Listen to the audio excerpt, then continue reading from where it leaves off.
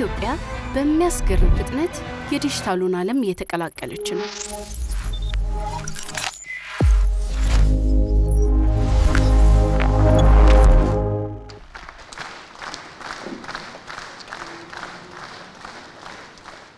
ክቡር ዶክተር አብይ አህመድ የኢፌዴሪ ጠቅላይ ሚኒስትርና የዕለቱ የክብር እንግዳ፣ የተከበሩ አቶ አገኘሁ ተሻገር የፌዴሬሽን ምክር ቤት አፈ ጉባኤ፣ ክቡር አቶ ቴዎድሮስ ምህረት የጠቅላይ ፍርድ ቤት ፕሬዝዳንት፣ ክቡር አቶ አደም ፋራህ በምክትል ጠቅላይ ሚኒስትር ማዕረግ የዲሞክራሲ ስርዓት ማስተባበሪያ ዋና ኃላፊ፣ የተከበራችሁ የክልል ርዕሳነ መስተዳድሮች፣ የከተማ አስተዳደር ከንቲባዎች፣ የተከበራችሁ ሚኒስትሮች፣ ክቡራን የብሔራዊ ዲጂታል ትራንስፎርሜሽን ምክር ቤት አባላት፣ የግሉ ዘርፍ ተወካዮች፣ የልማት አጋሮችና ጥሪ የተደረገላችሁ እንግዶች፣ ክቡራትና ክቡራን፣ ከሁሉ በማስቀደም በሀገራችን እየተከናወኑ ያሉ የዲጂታል የለውጥ ስራዎችን በትብብር ወደ ላቀ ደረጃ ለማድረስ እየተደረገ ያለውን ጥረት ለመደገፍ ያላችሁን ቁርጠኝነት በዲጂታል ኢትዮጵያ 2025 ትግበራ ወቅት በማሳየታችሁ የተሰማኝን ልባዊ ደስታ እየገለጽኩ እንኳን ወደ ዲጂታል ኢትዮጵያ 2030 በደህና መጣችሁ ለማለት እፈልጋለሁ። ኢትዮጵያ የማደግ ፍላጎትና የማደግ አቅም ያላት ሀገር ናት። የሚያስፈልገን የማደግ ፍላጎታችንንና የማደግ አቅማችንን የሚያገናኝ ስልት ነው። ይህ ስልት የማደግ አቅማችንን በማደግ ፍላጎታችን ልክ እንድንጠቀምበት የሚያደርግ መሆን አለበት። ለዚህ ደግሞ የምንከተለው ስልት ፈጣን፣ ተደራሽ፣ እመርታ የሚያመጣና የሕዝብ እርካታን የሚጨምር መሆን ይኖርበታል። ዲጂታል ቴክኖሎጂን የፈለግነው ለዚህ ነው። የማደግ አቅማችንን በማደግ ፍላጎታችን ልክ እንድንጠቀምበት ስለሚያደርገን። መንግስት የዲጂታል ኢትዮጵያን መርሃ ግብር ሲዘረጋ መሰረት ያደረጋቸው የሀገር በቀል የኢኮኖሚ ማሻሻያ እቅድ፣ የ10 ዓመት የልማት እቅድና የአፍሪካ ህብረት አህጉራዊ የዲጂታል ትራንስፎርሜሽን ስትራቴጂዎችን ነው። እነዚህም መሰረት አድርጎ የተቀረጸው የዲጂታል ኢትዮጵያ መርሃ ግብር በመደመር መንግስት እይታ መሰረት ፈጠራን፣ ፍጥነትንና እመርታን ለማምጣት እንዲያስችል ሆኖ የተዘጋጀ ነው። ፈጠራ ስንል አዲስ የዲጂታል ቴክኖሎጂዎችንና አጠቃቀሞችን መፍጠር ብቻ አይደለም። የዲጂታልን ዓለም እድሎችን በመጠቀም አዳዲስ ስልቶችን፣ ቴክኖሎጂዎችን፣ አሰራሮችንና ግኝቶችን መፍጠር ጭምር ነው። ፍጥነት ስንል ደግሞ አንድን ሂደት ለማከናወን የሚወስደውን የሰው ኃይል፣ ጊዜ፣ ጉልበትና ቁሳቁስ በመቀነስና በመቆጠብ እጅግ በፍጥነት ለመከወን መቻል ነው። ፈጠራና ፍጥነትን ከመጠቀም ባለፈ ከዓለም እድገት ተስተካካይ ለመሆንና ብሎም ለመብለጥ አንዳንዶችን የእድገት ምዕራፎች እየዘለሉ መሄድ ይገባናል። ዲጂታል ቴክኖሎጂ ለእንዲህ ያለውን መርታ አስቻይ ሁኔታዎችን ሊፈጥርልን የሚችል በዚህ ዘመን የተበረከተልን እድል ነው ብንል መሳሳት አይሆንም። የለውጡ መንግስት የዲጂታል ዘርፍ እንደ አስቻይ አቅም ብቻ የሚታይበትን የቀደመ እይታ ከፍ አድርጓል። የዲጂታል ዘርፍ ለሁሉም ዘርፎች ተደራሽ ሆኖ አንደኛው የኢኮኖሚ አንቀሳቃሽና የብልጽግና መዳረሻ ግባችን በእጅጉ ለማሳጠር የሚያስችል ዘርፍ መሆኑን በማመን በትኩረት እየተሰራበት ይገኛል። ክቡር ጠቅላይ ሚኒስትር፣ ክቡራትና ክቡራን፣ ይህንን በመገንዘብ ዲጂታል ኢትዮጵያ 2025 ስትራቴጂን ከ5 ዓመታት በፊት አስቀድመን አጽድቀን ወደ ሙሉ ትግበራ አስገብተን ነበር። ዲጂታል 2025 ስትራቴጂ የዲጂታል መሰረቶች ተጥለውበታል። የዲጂታል ውጥኖች ተጀምረውበታል። እንዲሁም ዘርፈ ብዙ የሪፎርም ስራዎች ለማከናወን ተችሏል። የዲጂታል ኢትዮጵያ 2025 ስትራቴጂ ትግበራ ላለፉት 5 ዓመታት መጠነ ሰፊ ትሩፋቶችን አስገኝቷል። ከነዚህ መካከል የመሰረተ ልማት ማስፋፋት ስራዎች ተጠቃሽ ናቸው። የዲጂታል መሰረተ ልማት አካል የሆነው የኃይል አቅርቦትን ለማሳደግ በተሰራው ስራ ከ6000 ሜጋዋት በላይ ኃይል የማመንጨት አቅም መፍጠር ተችሏል። በቴሌኮም ዘርፍ ከፍተኛ ለውጥ ማስመዝገብ የተቻለ ሲሆን አጠቃላይ የቴሌኮም አገልግሎት ተጠቃሚ ብዛት ከ97 ሚሊዮን በላይ ደርሷል። የኢንተርኔት አገልግሎት ተጠቃሚ ብዛት ወደ 60 ሚሊዮን ተጠግቷል። በሞባይልና ብሮድባንድ አገልግሎቶችም ከፍተኛ ምርታ ማምጣት ችለናል። ከፍተኛ አቅም ያላቸው የዳታ ማዕከሎችንም በመገንባት ወደ ትግበራ ማስገባት ተችሏል። በበርካታ መንግስታዊና የግሉ ዘርፍ አገልግሎቶችም የዲጂታል መሰረተ ልማቶችን በመጠቀም አውቶሜት በማድረግ ግልጽና ቀልጣፋ አገልግሎት መስጠት ተችሏል። ከምንም በላይ እንደ ሀገር የዲጂታል መሰረተ ልማት ግንባታ ስራችን ወጥ፣ ተናባቢ፣ እውቀት መርና ወጪ ቆጣቢ እንዲሆን ለማድረግ የተሰራው ስራ ትልቅ ለውጥ አምጥቷል። የተበታተነ ሳይሆን በተደራጀ መልኩ ለመስራት በተደረገው ጥረት ለተመዘገቡ ውጤቶች አስተዋጽኦ አድርጓል።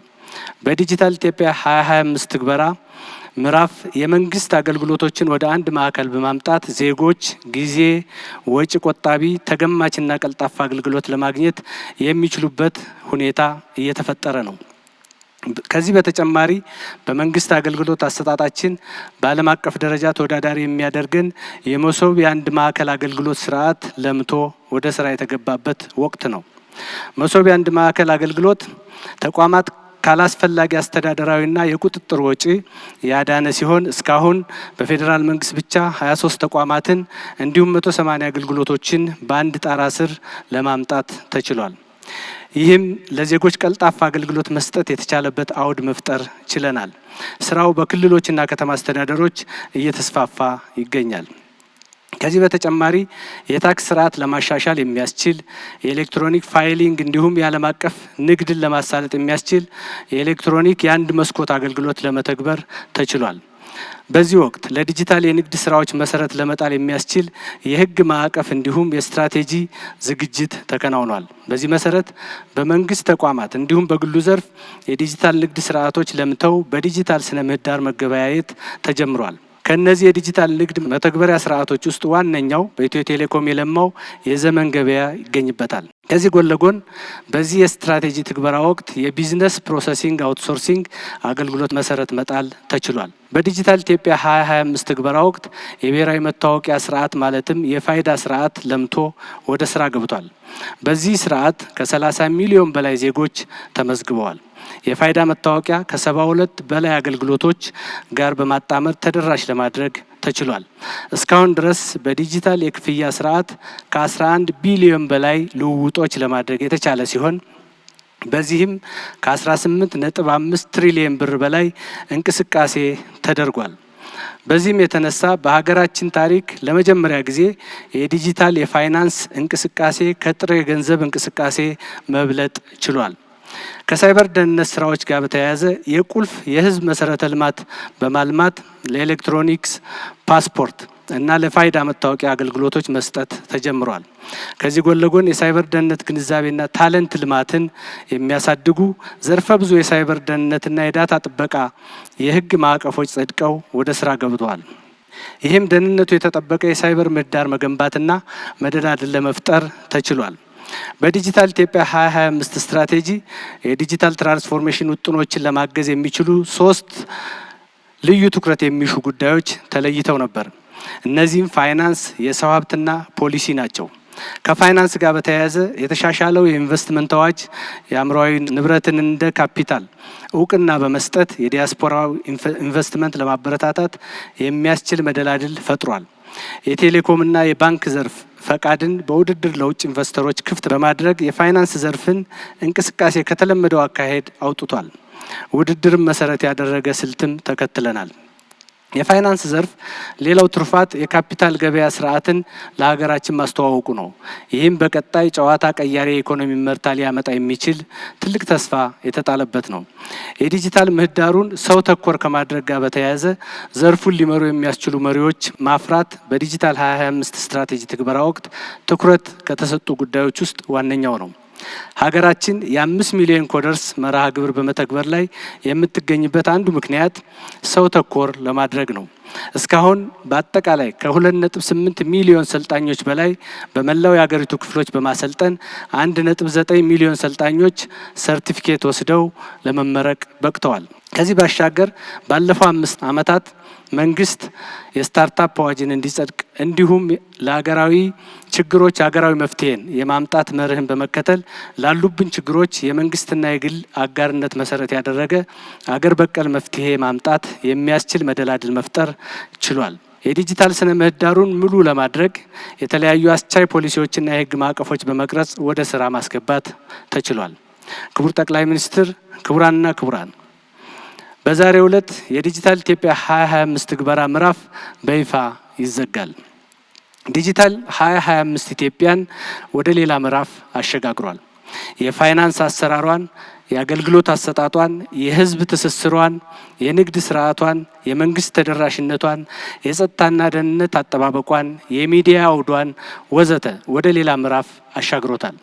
የወጣቶቻችን ስነ ልቦና፣ አስተሳሰብና አሰራር ተቀይሯል። ስለዚህም በዚህ በተቀየረ እሳቤ ስርዓት አውድና አጠቃቀም መሰረት ወደ ሌላ ምዕራፍ መሸጋገር ያስፈልገን ነበር። እነሆ ዛሬ ወደ ዲጂታል ኢትዮጵያ 2030 አዲስ ምዕራፍ የምንሸጋገርበት እጅግ ታሪካዊ ቀን ነው። ይህንን ታሳቢ በማድረግ ከሳምንታት በፊት የዲጂታል ኢትዮጵያ 2030 ስትራቴጂ በሚኒስትሮች ምክር ቤት ጸድቋል። ክቡር ጠቅላይ ሚኒስትር፣ ክቡራትና ክቡራን፣ በዚህ አዳራሽ የተገኛችሁ ታዳሚዎች በሙሉ እንዲሁም ዲጂታልን ጨምሮ በተፈጠሩ የተለያዩ የግንኙነት አማራጮች ይህን ፕሮግራም የምትከታተሉ ኢትዮጵያውያን፣ ትውልደ ኢትዮጵያውያን እና የኢትዮጵያ ወዳጆች ሁሉ እንኳን ደስ አላችሁ፣ ደስ አለን ማለት እፈልጋለሁ። ዲጂታል ኢትዮጵያ 2030 ስትራቴጂ በሁላችንም ጥረት፣ ትጋትና ትብብር የተጀመሩ የዲጂታል ውጥኖች በአገር አቀፍ ደረጃ በፍጥነት የሚስፋፉበት፣ ተናባቢ የዲጂታል ስነ ምህዳር የምንገነባበት፣ ዘላቂ የሆነ የዲጂታል እመርታ የምናመጣበት እንዲሁም በስርዓት የተደገፈ አገራዊ ትራንስፎርሜሽን የምናረጋግጥበት እንደሚሆን ይጠበቃል። ዲጂታል ኢትዮጵያ 2030 በሁላችንም ጥረት፣ ትጋትና ትብብር ዜጎችን ማዕከል ያደረገ መንግስታዊ ስርዓት በእጅጉ የሚጎለብትበት፣ ሁሉን አቀፍ አካታች የዲጂታል አገልግሎቶች የሚቀርቡበት፣ ሉዓላዊና ደህንነታቸው የተጠበቀ የዲጂታል ስርዓቶች የሚበራከቱበት፣ የውስጥ ፈጠራን የሚበረታታበት፣ በድምሩ የሀገራችንን የኢኮኖሚ እድገትና ትራንስፎርሜሽን በማሳለጥ ወደምንመኘው ሁለንተናዊ ብልጽግና የምናደርገው ጉዞ በእጅጉ የምናፋጥንበት አውድ ይሆናል። ይህ ትልቅና ጥልቅ ራዕይ በጥብቅ ዲሲፕሊን መመራት ይኖርበታል።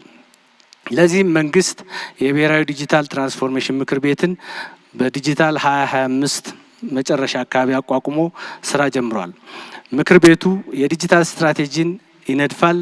በሀገራችን ውስጥ የሚከናወኑ የዲጂታይዜሽን እንዲሁም የዲጂታል ትራንስፎርሜሽን ስራዎችን ይከታተላል፣ ይቆጣጠራል።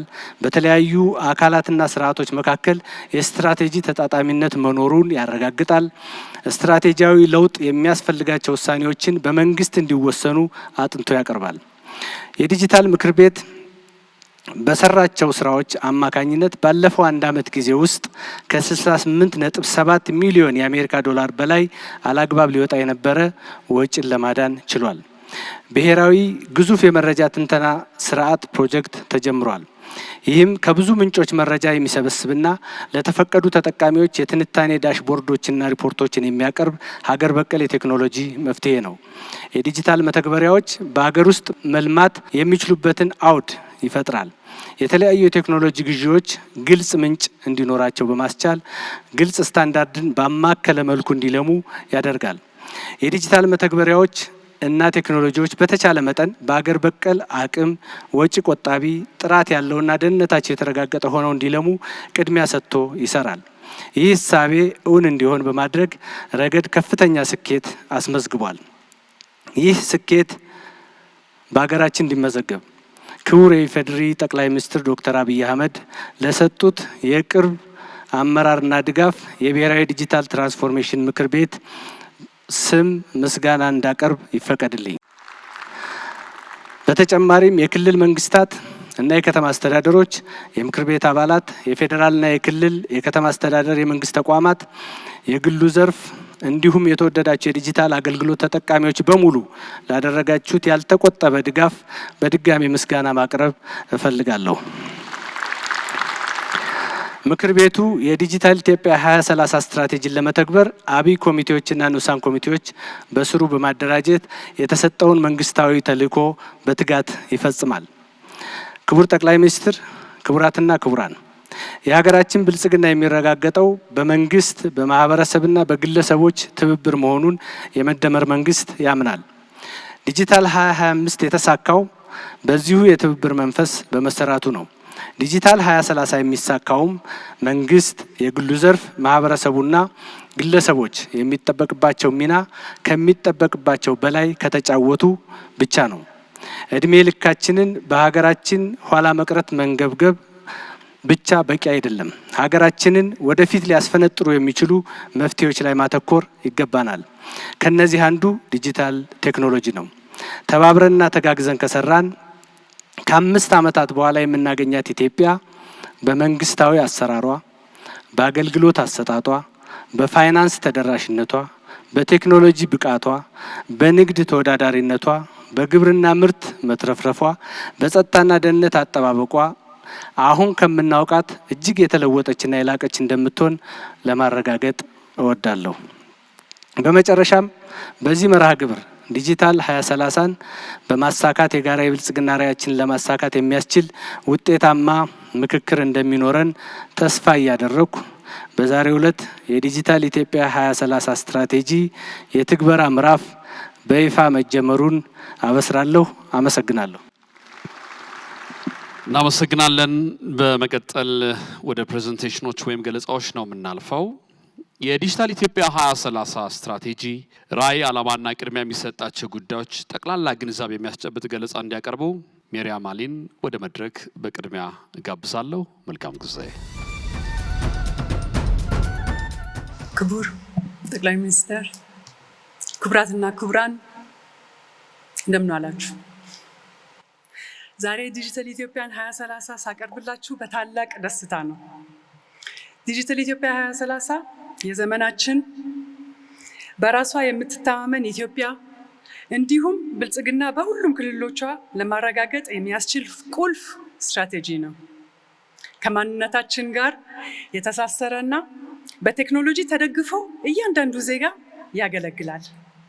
እንዴት ማስተዳደር፣ አገልግሎቶቹን እንዴት መስጠት፣ ኢኮኖሚያችን እንዴት ማሳደግ እንዳለብን እንዲሁም እያንዳንዱ ግለሰብ የወደፊቷን ኢትዮጵያ እንዴት እንደምታሳትፍ ያስገነዝባል።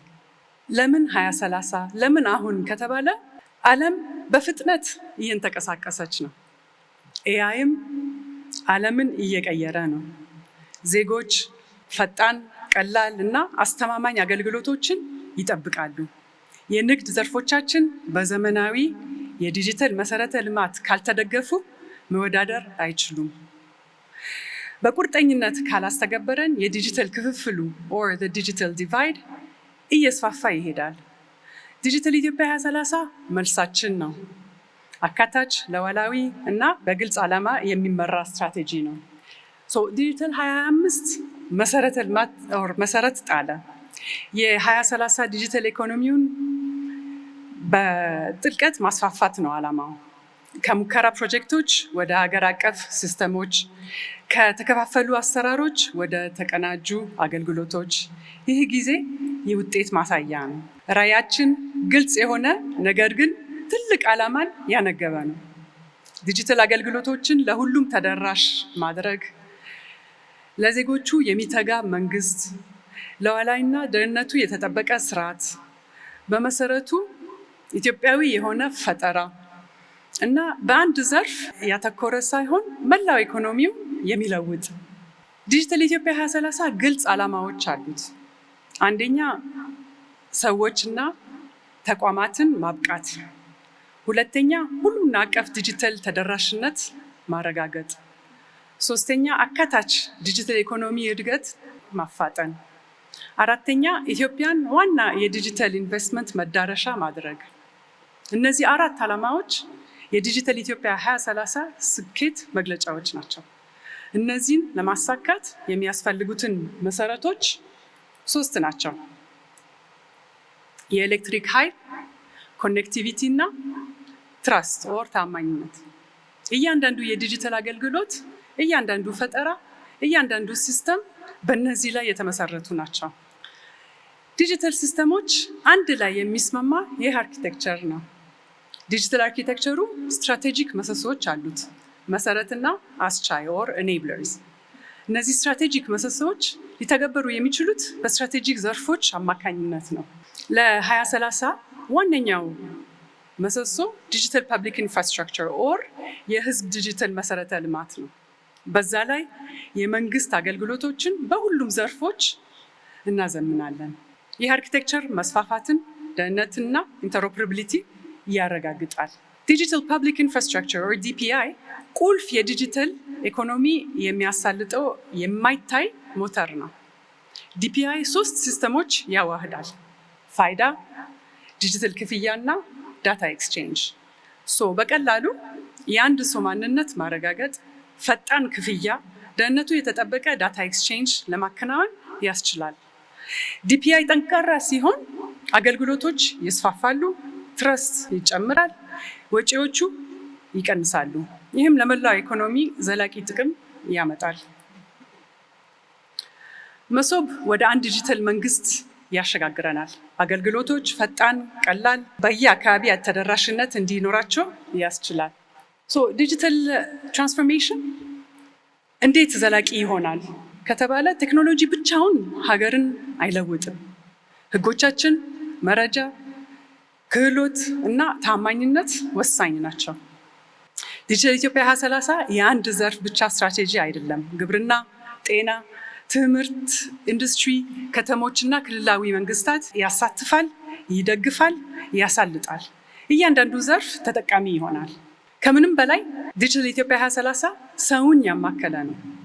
ከመሰረታዊ ዲጂታል ትምህርት እስከ የተራቀቁ የኤአይ ክህሎች፣ ከተማሪዎች እስከ መንግስት ሰራተኞች፣ ከሀገር ውስጥ ስራዎች እስከ ዓለም አቀፍ እድሎች፣ ቴክኖሎጂ ሊሳካ የሚችለው ሰዎች ብቃት ሲኖራቸው ብቻ ነው። የወደፊት ቴክኖሎጂዎቹና ፈጠራ ቴክኖሎጂ ብቻ አንጠቀምም፣ እንቀርጸዋለን፣ ስታርታፕ እናፈራለን፣ እድገታቸው እናበረታታለን። ፈጠራ ብሔራዊ ልማትን እንዲያፋጥን ይረዳል። ትግበራና ተጠያቂነት ዲጂታል ኢትዮጵያ 2030 በግልጽ የአስተዳደር ስርዓት፣ በሚለካ እድገት እና በተጠያቂነት ላይ የተመሰረተ ነው። በ2030 ስኬት አምጥተናል የምንለው ምን ሲሆን ነው?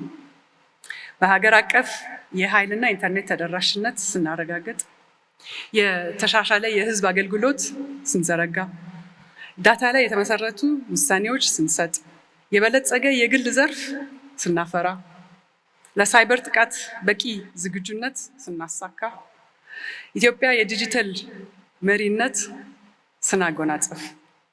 ዲጂታል ኢትዮጵያ በመንግስት ጥረት ብቻ አትገነባም። በዜጎች፣ በወጣቶች፣ በመንግስት ሰራተኞች፣ በንግድ ማህበረሰቡ፣ በህብረተሰቡና በአጋር ድርጅቶች በአጋሮች በአጠቃላይ ትገነባለች። ከተሞች፣ ክልሎች ትልቅ ሚና ይጫወታሉ። ስለዚህ በአንድነት ዲጂታል ኢትዮጵያ 2030 እናሳካ። አመሰግናለሁ። ዲጂታል የክፍያ ስርዓትና የፊንቴክ ስራዎችን በተመለከተ ገለጻ እንዲያቀርቡ የኢትዮ ቴሌኮም ዋና ስራ አስፈጻሚ ክብርት ፍሬሕይወት ታምሩን ወደ መድረክ ጋብዛለሁ። አመሰግናለሁ።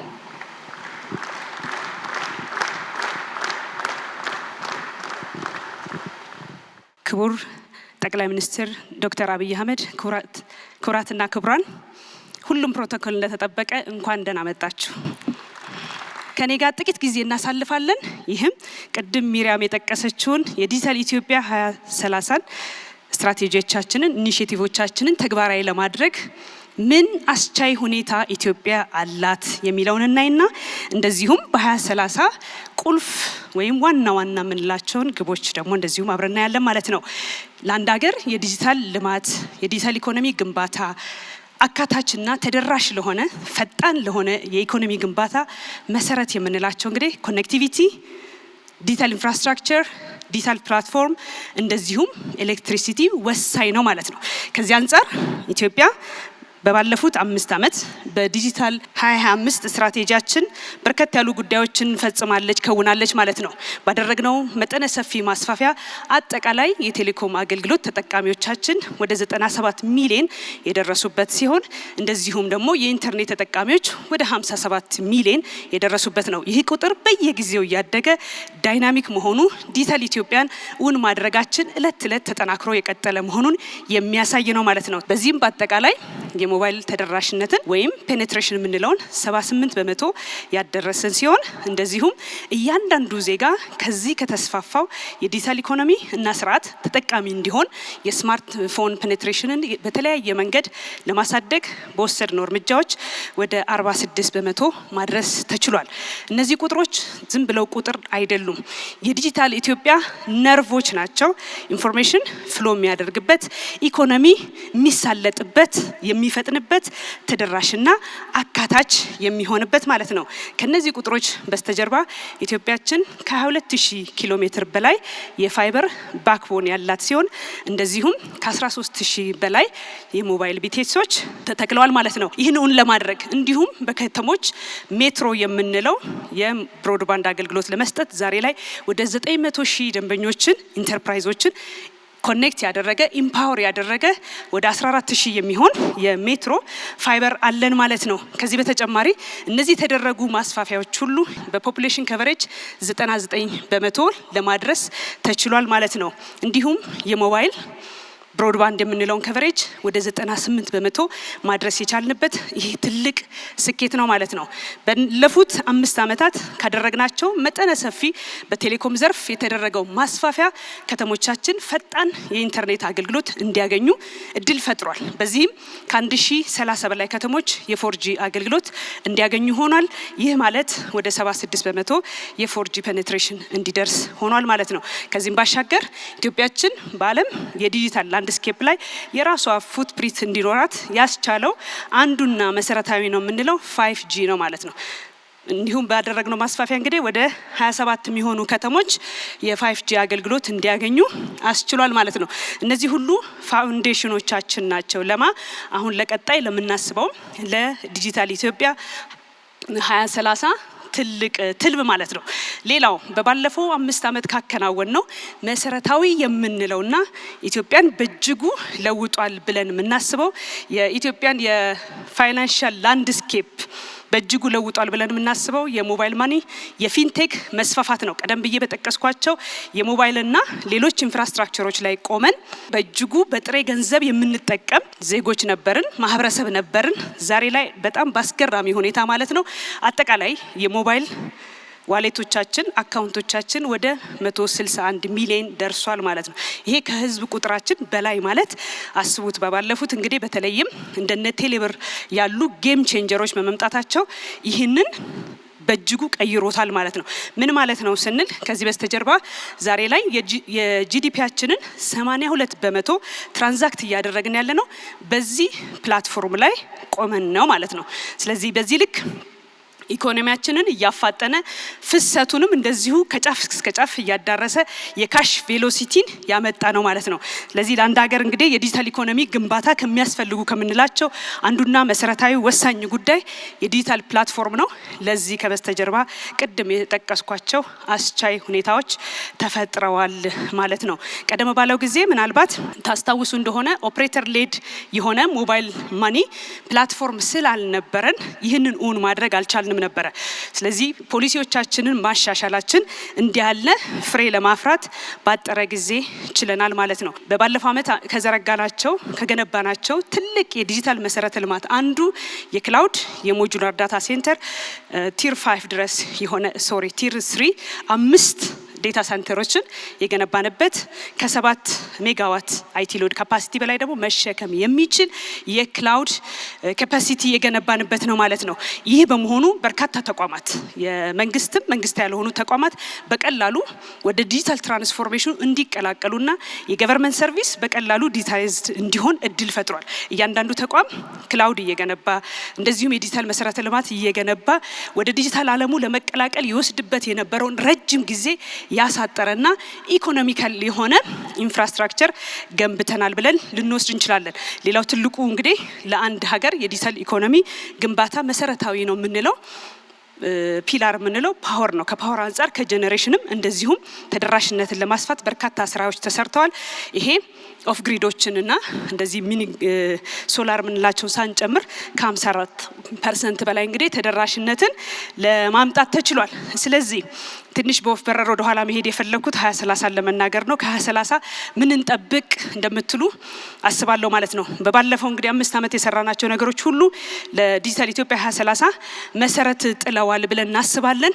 ያፈናጥሩናልን ብለን አክሰለሬት እንድናደርግም ተደራሽነትን፣ አካታችነትን በእጅጉ እንድናሰፋ እድል ይፈጥራሉ ብለን እናስባለን። ስለዚህ በ2030 ተግባራዊ ስናደርግ ምን እንጠብቅ ስንል አጠቃላይ የሞባይል ተጠቃሚዎቻችን ቁጥር 128 ሚሊዮን ይደርሳሉ። በዚህም ደግሞ ፔኔትሬሽኑን 100% የምናደርሰው ይሆናል ማለት ነው።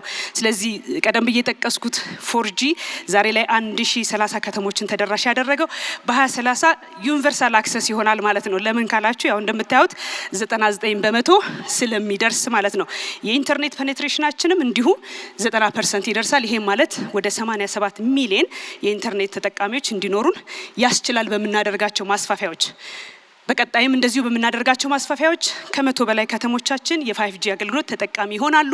ይሄም በመሆኑ እንግዲህ የተለያዩ የ5G ዩዝ ኬዞችን ተግባራዊ እንድናደርግ እንደ ስማርት ማይኒንግ፣ ስማርት ኤዱኬሽን የመሳሰሉትን ስማርት አግሪካልቸር የመሳሰሉትን ቨርቹዋል ሪያሊቲን ሌሎችንም የኤአይ ኔቲቭ የሆኑ ሶሉሽኖችንም ተግባራዊ እንድናደርግ ደግሞ 5G የራሱን ሮል ይጫወታል። በዚህም በርካታ ከተሞቻችን ተጠቃሚ እንዲሆኑ ማስፋፊያዎች ይከናወናል። ሌላው መሰረታዊና ቁልፍ የሆነ ጉዳይ የስማርትፎን አዶፕሽን ነው። እንግዲህ በርካታ እርምጃዎችን መውሰድ ይኖርብናል። ማኒፋክቸር እስከ ማድረግ ድረስ መድረስ ይጠበቅብናል ማለት ነው ይህን ራዕይ እውን ለማድረግ።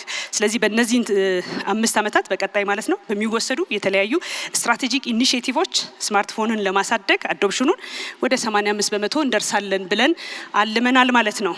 ስለዚህ ይሄ በርካታ አካላትንም የሚያሳትፍ ይሆናል ማለት ነው። ቀደም ብዬ እንደጠቀስኩት እንግዲህ የክላውድ ኢንፍራስትራክቸራችን አሁን ላይ የደረሰበት እንዳለ ሆኖ በ2030 የታሰቡ በርካታ ጉዳዮችን ደግሞ እውን ለማድረግ እንዲያስችለን ማስፋፊያ ተጨማሪ ማድረግ ይጠበቅብናል። ይሄ በመንግስታዊ ተቋማትም እንደዚሁም በግል ሴክተሩ የሚደረገው በአጠቃላይ ተደምሮ ኤአይ ኔቲቭ የሆነ እንደዚሁም ኤአይ ኮምፒቲንግ ካፓሲቲ ያላቸውን ክላውድ ኢንፍራስትራክቸር እናስፋፋለን። በአጠቃላይ ከ50 ፔታባይት በላይ ካፓሲቲ እንፈጥራለን። 2 ሃይፐር ስኬል ዴታ ሴንተር እንደዚሁም ይኖረናል ማለት ነው። ይህ እንግዲህ ትልቅ አቅም ይፈጥርልን ይሆናል። አጠቃላይ የመንግስት አገልግሎቶች 98% የሚሆኑት ኦንላይን ይሆናሉ ብለን አልመናል ማለት ነው። በገጠር ያሉ ዜጎቻችን በዲጂታል ያለውን አገልግሎት ይበልጥ ተጠቃሚ እንዲሆኑ ደግሞ እንደዚሁ የዲጂታል ሴንተሮች ይኖሩናል። ወደ 90% ከቨሬጅ እንዲኖረው በዚህም ሰፊ ስራዎች እንሰራለን ብለን አልመናል በ2030 ማለት ነው። ከዲጂታል ፔመንት አንጻር ቀደም ብዬ የጠቀስኩት 82% እንግዲህ ወደ 750 ይመጣል ማለት ነው። የጂዲፒያችንን 750% በዲጂታል ፕላትፎርም ትራንዛክት እናደርጋለን ብለን አልመናል ማለት ነው። ዛሬ ላይም በነገራችን ላይ ትራንዛክት ያደረግነው ከጂዲፒው በላይ ነው አይደለም 18 ትሪሊየን። ስለዚህ ምን ያህል እንግዲህ ኢኮኖሚውን እንደሚያፈጥነው እንደ ፍሰቱ እንደሚጨምረው ግልጽ ነው ማለት ነው። ስለዚህ አሁን ያለውን ደግሞ እንደዚሁ በአርባንና በሩራል በከተማና በገጠር ያለውን የዲጂታል ዲቫይድን በምንወስዳቸው በርካታ ኢንተርቬንሽኖች ከ24 ወደ 8 እንደዚሁም በጾታም ያለውን ዲጂታል ዲቫይድ ደግሞ እንደዚሁ ከ10 ወደ 3 የምናወርድበት ነው። ለዚህም ነው ይበልጥ አካታች፣ ተደራሽ፣ ፈጣን ኢኮኖሚ ዲጂታል ኢኮኖሚ እንገነባለን ብለን የምናስበው። ስለዚህ ሁለንተናዊ የሆነ እድገት ይኖረናል ብለን እናስባለን ማለት ነው። የኤሌክትሪክ አገልግሎታችን አሁንም በጄኔሬሽንም ካፓሲቲያችን እያሰፋን ተደራሽነቱን እያንዳንዱ ግለሰብም አገልግሎቱን እንዲያገኝ የሚያስችል በርካታ ስራዎች ይሰራሉ። 75% አክሰስ ይኖረናል ብለን በ2030 እንደዚሁ አልመናል ማለት ነው። ይህን ሁሉ አድርገን ምንድን ነው የምናገኘው? ምናልባትም ከኢኮኖሚ እድገት አንጻር ከስራ እድል ፈጠራ አንጻር ያለን እንደሆነ ዛሬ ላይ ሁላችሁም እንደምታውቁት የሞባይል ኢንዱስትሪ ኢኮሲስተሙ በአጠቃላይ ለዓለም ጂዲፒ ማለት ነው በአጠቃላይ ኮንትሪቢዩት የሚያደርገው ዛሬ ላይ 6.5 ትሪሊየን ዩኤስዲ ኮንትሪቢዩት ያደርጋል። በ2030 11 ትሪሊየን ይደርሳል ተብሎ ይጠበቃል። አህጉራችን አፍሪካ ዛሬ የ2025 ሪፖርት አልወጣም። የ2024 እንደሚያሳየው 220 ቢሊየን ዩኤስዲ ለጂዲፒው ኮንትሪቢዩት እያደረገ እንደሆነ ኢኮሲስተሙ ያሳያል ማለት ነው። በ2030 270 ቢሊዮን እንደሚሆን ይጠበቃል። ኢትዮጵያም የዚህ ተቋዳሽ ነው የምትሆነው፣ ድርሻ ይኖራታል ማለት ነው። የስራ እድል ከመፍጠር አንጻር በዓለም አቀፍ አጠቃላይ ኢኮሲስተሙ 30 ሚሊዮን ገደማ በቀጥታና በተዘዋዋሪ ማለት ነው የስራ እድል ፈጥሯል። በአህጉራችን አፍሪካ ወደ 11 ሚሊዮን በዓለም አቀፍ ደረጃ ካየነው በ2030 ወደ 40 ሚሊዮን ይደርሳል ተብሎ ይጠበቃል። በአህጉራችን አፍሪካ ኔት ከ3 እስከ 4 ድረስ ተጨማሪ የስራ እድል ይፈጥራል ተብሎ ይጠበቃል። ያ ማለት ወደ 15 ሚሊዮን። ኢትዮጵያ ሴት ትደርሳለች ብለን ካሰብን በዚህ ስራ ዘርፍ ወይም ደግሞ በሞባይል ኢኮሲስተም ተጨማሪ 1.2 ሚሊዮን የስራ እድል ይፈጥራል ተብሎ ይጠበቃል ማለት ነው። ስለዚህ እየገነባን ያለ ነው የዲጂታል ኢትዮጵያ ለዜጎቻችን የስራ እድል የሚፈጥር አካታችና ተደራሽ የሆነ ኢኮኖሚን የምንገነባበት ፈጣን የሆነ ኢኮኖሚ የምንገነባበት ጭምር ነውና የጂዲፒያችን ቀመሩ እንግዲህ ወደ ዲጂታል ኢትዮጵያን ከጀመርን አንድ ስትራቴጂ ጨረስን። አንዱ መማር የሚኖርብን ካለም ቀመሩ ደግሞ እንዴት ነው የሚሰላው የሚለውን ማጥናት ይኖርብናል። ምክንያቱም አንዳንድ ጥናቶች እንደሚያሳዩት የዲጂታል ኢትዮጵያ 2030 ሲጠናቀቅ ኢኮሲስተሙ እስከ 10% የሚሆነውን የኢትዮጵያን ጂዲፒ ይሸፍናል ተብሎ ይጠበቃል ማለት ነው፣ ወይም ድርሻ ይኖረዋል ተብሎ ይጠበቃል። ይሄ ትልቅ እመርታ ነው የሚሆነው ማለት ነው። ስለዚህ በአጠቃላይ በ2030 ይሄንን እንጠብቃለን። ዲጂታል ኢትዮጵያ በአንድ በሁለት በሶስት ተቋማት የሚገነባ አይደለም። 25ም እንደሱ አልነበረም። ስለዚህ አጠቃላይ መሰረተ ልማቶቻችን በመገንባት ፖሊሲዎቻችን ሪፋይን በማድረግና በጋራ በመስራት ዲጂታል ኢትዮጵያን አክሰለሬት እናደርግ ላለሁ ስላደመጣችሁኝ እጅግ አድርጌ አመሰግናለሁ። በጣም እናመሰግናለን ክብርት ፍሬሕይወት ታምሩ የኢትዮ ቴሌኮም ዋና ስራ አስፈጻሚ። በመቀጠል የዲጂታል ስርዓታችን ውስጥ ደህንነቱ የተጠበቀና አመኔታን የፈጠረ እንዲሆን ቁልፍ ጉዳይ የሳይበር ደህንነት ነው። ይህም በተመለከተ ገለጻ እንዲያቀርቡ የኢንፎርሜሽን መረብ ደህንነት አስተዳደር ዋና ዳይሬክተር ክብርት ወይዘሮ ትዕግስት አሚድን ወደ መድረክ ጋብዛለሁ። አመሰግናለሁ።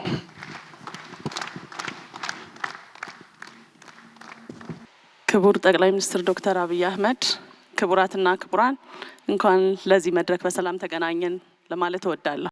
እንግዲህ በዲጂታል ኢትዮጵያ 2025 እና አሁን ልንጀምረው ባሰብነው በዲጂታል ኢትዮጵያ 2030 ሁላችሁም እንደምታውቁት ዲጂታሊ ኮኔክትድ እየሆንን በተለይም ሁሉም ነገር እጃችን ላይና ስልካችን ላይ እያለቀ ያለበት ዘመን ነው። በዚህ ዘመን የሳይበር ደህንነት ምን ላይ ነው ያለው፣ ምንስ ይጠበቅብናል የሚለውን በወፍ በረር አስቃኛቸዋለሁ። እንግዲህ ሁላችንም እንደምናውቀው የሳይበር ደህንነት ጉዳይ የትሬት ላንድስኬፑ በጣም ሪስኪ የሆነ አንኤቨር ኢንክሪዚንግ ሪስክ እየተባለ ያለበት ዘመን ነው። ይሄ ማለት የሳይበር ደህንነት ጉዳይን ለነገ ብለን የምንተወው ጉዳይ ወይም ዲጂታላይዜሽንን ካመጣን በኋላ ኦን ዘ ቶፕ የምናመጣው አይደለም ማለት ነው። ሶ በዚህ ረገድ ሳይበር ደህንነት በተለይ የክሪቲካል ናሽናል ኢንፍራስትራክቸር ቁልፍ ተቋማቶቻችን ምን ላይ ነው ያሉት፣ እንዴት ነው ሴፍ ጋርድ የምናደርጋቸው የሚለውን ጉዳይ በንቃት ማየትን ይጠይቃል ማለት ነው። በሁለተኛነት ኢኖቬሽን፣ ስታርታፕ፣ ዲጂታይዜሽን እያደገ እንደመምጣቱ ሴኪዩር መሆን አለበት የሚለውን አውድ የሚያስቃኘን ነው ማለት ነው። ይሄ እንግዲህ ኢኮሲስተሙ እያደገ ሲመጣ ዲጂታይዜሽን እየሰፋ ሲሄድ በእያንዳንዱ ኢኖቬሽን ውስጥ ራስን መቻል ሀገርን ማሳደግ እንዳለ ሁሉ ደህንነቱን መጠበቅ ደግሞ ትልቅ ፒላር ሆኖ ሊዳሰስ ይገባል ማለት ነው። በሶስተኛነት ይሄን ሁሉ ነገር ስናደርግ ዲጂታሊ ኦንላይን ስንወጣ ዜጎቻችን፣ ተቋማቶቻችንና አጠቃላይ ዲጂታል ኢኮኖሚው ደህንነቱ የተጠበቀ እንዲሆን መስራትና ዲጂታል ትረስትን መፍጠርን ይጠይቃል ማለት ነው። ሶ ዲጂታል ኢትዮጵያ 2025 ላይ በቴክኖሎጂው ረገድ ያገኘነው ስኬት እንዳለ ሆኖ በሳይበር ደህንነት ምን ጉዳዮችን አሳክተናል ብለን ለማየት ያክል የሳይበር ደህንነት በዲጂታል ኢትዮጵያ 2025 አስቻይ ሚና ይዞ ስትራቴጂክ ፒላር ሆኖ ተቀርጾ እንደነበር ሁላችንም እናስታውሳለን። ይህ እንግዲህ አስቻይ ሚናን ይዞ ሲሰራ ምን ጉዳዮችን ዳሰናል፣ ምን ነገሮችን አሳክተናል የሚለውን ስናይ በሳይበር ደህንነት ዘርፍ በተለይ ቁልፍ የምንለውን ፋውንዴሽናል የኢንፍራስትራክቸር ጉዳይ ባለፈው የስትራቴጂክ ዘመን አሳክተናል ማለት ነው። ሁላችሁም እንደምታውቁት የፐብሊክ ኢንፍራስትራክቸር የምንለውን መሰረተ ልማት ባለፈው የዲጂታል ዘመን አዛክተን ወደ ስራ አስገብተናል። በዚህም ለኤሌክትሮኒክ ፓስፖርት አገልግሎት ተግባር ላይ ያውለናል። ለፋይዳ ሲስተምና በቅርቡ አስመርቀን ወደ ስራ ላስገባ ነው ኤሌክትሮኒክ ደረሰኝ ስርዓትም የራሳችንን ዲጂታሊ ሳይን ያደረግነው ሰርቲፊኬት እየተጠቀምን ዲጂታል ትረስትን በሴክተሩ ጀምረናል ማለት ነው። ሌላው እንግዲህ ቅድም ሲገለጽ እንደነበረው የራሳችን የሆነ ሶቨሪን ክላውድ ሊኖረን ይገባል በሚለው ሴክተርም ከሌሎች ቁልፍ ተቋማት ጋር በጋራ በመሆን የራሳችን የሆነ ለሳይበር ደህንነቱ ተደራሽ ሊያደርግበት የሚችለው የክላውድ መሰረተ ልማትም ገንብተን ለአንዳንድ ክሪቲካል ተቋማት የዲዛስተር ሪከቨሪ ሳይት ሆኖ የሚያገለግል የክላውድ መሰረተ ልማትም ሰርተናል ማለት ነው። እንግዲህ የዲጂታል ኮኔክቲቪቲያችን በጨመረ ቁጥር የሳይበር ክራይም እና የፍራውድ ጉዳይ ደግሞ በጣም እያደገ የመጣበት ዘመን ነው። ለዚህ ለሎ ኢንፎርስመንት ተቋማት በተለይ ለፖሊስ እና ለሌሎች መረጃ ለሚፈልጉ አካላት ይሄንን በቴክኖሎጂ የሚደርስ ጥቃትን ወይም ወንጀልን ከመከላከል አንጻር የራሳችን የሆነ ዲጂታል ፎረንሲክ ላብ አስመርቀን በዚሁ የስትራቴጂ ዘመን ወደ ስራ አስገብተናል ማለት ነው። ክሪቲካል ኢንፍራስትራክቸርን መጠበቅ ስንል 24/7 የሳይበር አውዱን መጠበቅን ይጠይቃል ማለት ነው። ይሄ እንግዲህ በዋናነት የኢትዮ ሰርት የምንለው የሳይበር ክስተቶች አደጋ ሲደርሱ ምላሽ የምንሰጥበት ማዕከልንም የማስፋፊያ ስራ ያከናወን ነው ባሳለፍነው የስትራቴጂ ዘመን መሆኑን ለማንሳት ነው። በተጨማሪም ቴክኖሎጂዎችን ኢንፍራስትራክቸሮች መሰረተ ልማት ካስፋፋን በኋላ በተለይ የሳይበር ደህንነት ፖሊሲዎች፣ አዋጆች እንዲሁም ጋይድላይንስ ማውጣትና መተግበርን ይጠይቅ ነበር። ሌላው እነኚህን ቴክኖሎጂ መታጠቅ አሰራር ስርዓቱን ማዘመን በራሱ ሳይበር ደህንነትን አያረጋግጥም። በሶስተኛነት በዋና ፒላር አድርገን የሰራ ነው ሰው ላይ ነው። የሂውመን ካፓሲቲ ዴቨሎፕመንቱን ስናይ በሁለት መልኩ ሰርተናል ማለት ነው። አንደኛው በሬጉላር የሳይበር ደህንነት ፕሮግራሞች ከአዲስ አበባ ዩኒቨርሲቲ ጋር እዚህም አዳራሽ ውስጥ የምትገኙ የመጀመሪያውን ባች 40 ግራጁዌትስ በማስተርስ እና በፒኤችዲ አስመርቀናል ማለት ነው። ሁለተኛው በክረምትና በቅዳሜና እሁድ ፕሮግራም ከ1500 በላይ ታዳጊዎችን በሳይበር ደህንነት ጉዳይ ሀገራቸውን የሚጠብቁ ዘብ መሆን የሚችሉ ከመላው ኢትዮጵያ የተውጣጡ ታዳጊ ልጆችን ማልማትም ችለናል ማለት ነው። እንግዲህ ይሄ ሁሉ ተደምሮ ምንን አምጥቷል በዲጂታል 2025 ዘመን ካለን ግሎባል ኢምፓክቱን ማየት ያስፈልጋል ማለት ነው። እንግዲህ ተወዳዳሪ ነን በዓለም አቀፍ አውድ የምንሰራ እንደመሆናችን የሳይበር ሴኩሪቲ ኢንዴክስ አይቲዩ ወይም ኢንተርናሽናል ቴሌኮሙኒኬሽን ዩኒየን በየአመቱ ይለካል። በዚህ ረገድ ከዲጂታል ስትራቴጂ ዘመኑ በፊት ከነበርንበት 34 በአሁኑ ሰዓት ወደ 76.3 አድገናል ማለት ነው። ይሄ ኢነብለር የሚባለው ቲር 3 ደረጃ ላይ ነው ያለነው በዓለም አቀፍ መለኪያ የሚለውን ማየት ያስፈልጋል። ይሄን ካል በዲጂታል ኢትዮጵያ 2025 ኢኒሼቲቭ መደላድል የሚሆኑ ለነገ መስፈንጠር የሚያስችሉን ጉዳዮችን አድሬስ አድርገናል። ነገር ግን በአዲሱ የዲጂታል ኢትዮጵያ 2030 በሳይበር ደህንነት አውድ ምን ይጠበቃል የሚለውን ደግሞ ማየት ያስፈልጋል ማለት ነው። ከዚህ አንጻር እንግዲህ ሁላችሁም እንደምታውቁት በዲጂታል ኢትዮጵያ 2025 ኢነብለር ሆኖ የነበረው የሳይበር አውድ ከዩቲሊቲ ከመሰረተ ልማትና ከፓወር ቀጥሎ ፋውንዴሽን ሆኖ ማገልገል አለበት። ሳይበር ሴኩሪቲ በስራዎችን ከሰራን በኋላ የሚመጣ ሳይሆን ከዲዛይን ጀምሮ ልናስበው የሚገባ ጉዳይ ነው በሚል ፋውንዴሽን ሆኖ እንደ አንድ አውድ ቀርቧል ማለት ነው። ስለዚህ ስትራቴጂክ ፕራዮሪቲ ተሰጥቶታል በዲጂታል ኢትዮጵያ 2030 ዝግጅቱ ላይ ማለት ነው። በዚህ ረገድ 47 አካባቢ የሚሆኑ ስትራቴጂክ ኢኒሼቲቭስን ተቀርጾ ወደ ስራ ተገብቷል። ያው በዛሬው ዕለት ይፋ በሚሆነው ሰነድ ላይ ማለት ነው። በዚህ ረገድ 5 ሜጀር ኢኒሼቲቮች በዲጂታል 2030 ስናሳካ ምን ላይ እንደርሳለን የሚለውን ለማየት ያክል የመጀመሪያው አይበገሬ የሆነ ቁልፍ መሰረተ ልማቶች ሁላችሁም እንደምታውቁት የዲጂታል የመንግስት አገልግሎት፣ የትምህርት ስርዓት፣ ግብርና፣ ጤና ሁሉም ሴክተር የሚጠቀመው መሰረተ ልማት ደህንነቱ የተጠበቀና በቁልፍ ተቋማት ላይ የሚቃጡ ጥቃቶችን የሚበግር ሊሆን ይገባል በሚል አንድ ፒላር አድርገን ይዘናል ማለት ነው። ሌላው ኢኒሼቲቭ ቅድም ሳነሳ የነበርኩት የፐብሊክ ኢንፍራስትራክቸርን ለሌሎች ላልደረስንባቸው ዘርፎች ተደራሽ ማድረግ ሲሆን በተጨማሪም በኢመርጂንግ ቴክኖሎጂስ የምንላቸው ኳንተም ሬዚስተንት የሆነ የሳይበር ደህንነትን ማረጋገጥ የሚያስችል የዲጂታል ሲግኔቸር ስርዓት መዘርጋትም እንደ አንድ አውድ ይዘናል ማለት ነው።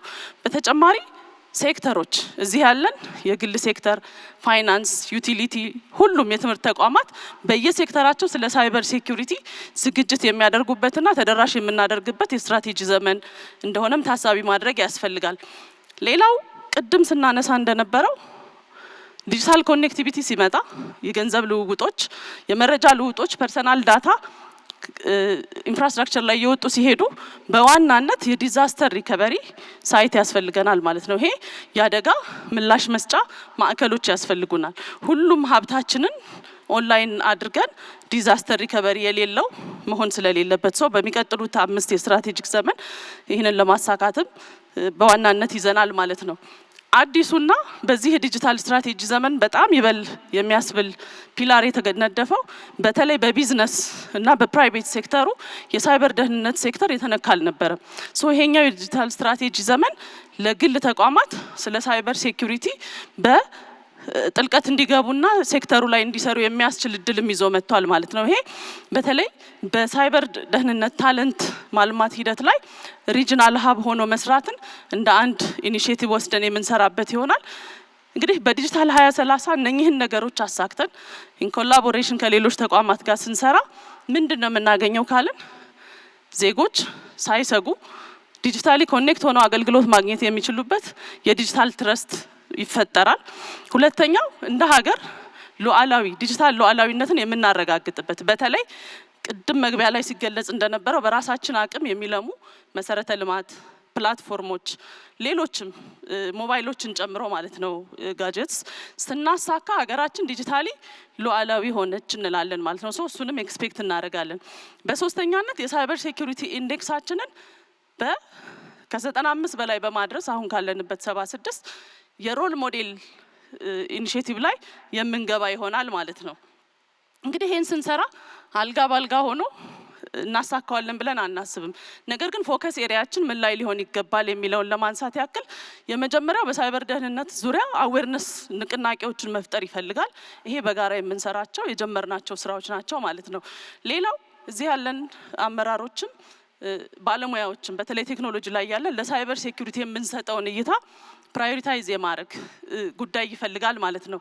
ከዚህ ውጭ የሳይበር ደህንነት ባለሙያዎች በተለይ የግል ሴክተር የትምህርት ተቋማትና አካዳሚያ በርብርብ በመስራት ልናሳድገው የሚገባ ዘርፍ እንደሆነም በትኩረት ተነስቷል ማለት ነው።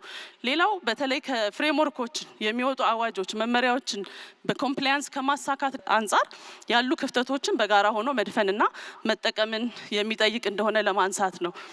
እንግዲህ እነኚህን ጉዳዮች ቻሌንጆቻችንን ተወጥተን በዲጂታል ኢትዮጵያ 2030 ስለ ሳይበር ደህንነት ስናወራ ምን ጉዳዮችን ነው እዚህ ያለን ሰዎች ይዘን ልንሄድ የሚገባ የሚለውን ካየን የዲጂታል ካውንስሉ የመሪነት ሚናውን ወስዶ አቅጣጫ የመስጠት የማስተባበር ሮል ይኖረዋል። ኢንሳ በሳይበር ደህንነት ጉዳይ ሊድ የማድረግና ኮኦርዲኔት የማድረግ ማንዴት አለው ማለት ነው። ሬጉላቶሪስ በተለይ ይህን ኢምፕሊመንት የምናደርግ እዚህ ያለን ተቋማት ደግሞ ኢንፎርስመንት እና ኮላቦሬት የማድረግ የመተባበር በሳይበር ደህንነት ዙሪያ የራስ አድርጎ መስራትን የሚጠይቅ እንደሆነ አካዳሚያ ቅድም አንስቼዋለሁ። ቁልፍ መሰረተ ልማቶች የአሎኬሽን ኦፍ ሪሶርስ ወይም ሪሶርስ የመመደብ ሳይበር ደህንነትን የቤት ስራ አድርጎ መውሰድና በኮላቦሬሽን የመስራት ለኮምፕላያንስ ሬዲ የመሆን ጉዳይን የሚጠይቅ እንደሆነ ለማንሳት ነው። እንግዲህ ይሄን ብዬ የሪጂናል እና የፌዴራል ተቋማት ደግሞ ምንድነው የሚጠበቅባቸው የሚለውን ስና የመጀመሪያው አደረጃጀቶች ያስፈልጋል። ሳይበር ደህንነት ከአንድ ማዕከል የሚሰራ እንዳልሆነ ማሰብን ይጠይቃል ማለት ነው። ሌላው ሪሶርስ አሎኬት ማድረግ የሊደርሺፕ ኮሚትመንት ይፈልጋል።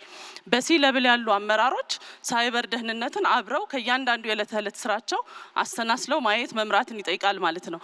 ሌላው ኮላቦሬሽን ቅድም ስላነሳሁት በዛው የሚታይ ይሆናል። ኮሚኒቲ አዌርነስ ላይ ለሌሎች ንቃተ ህሊና በምንሰጥበት አግባብ በጋራ ሆነን ከሰራን ሁሌ እንደምንለው የሳይበር ደህንነት የጋራ ኃላፊነት ነው።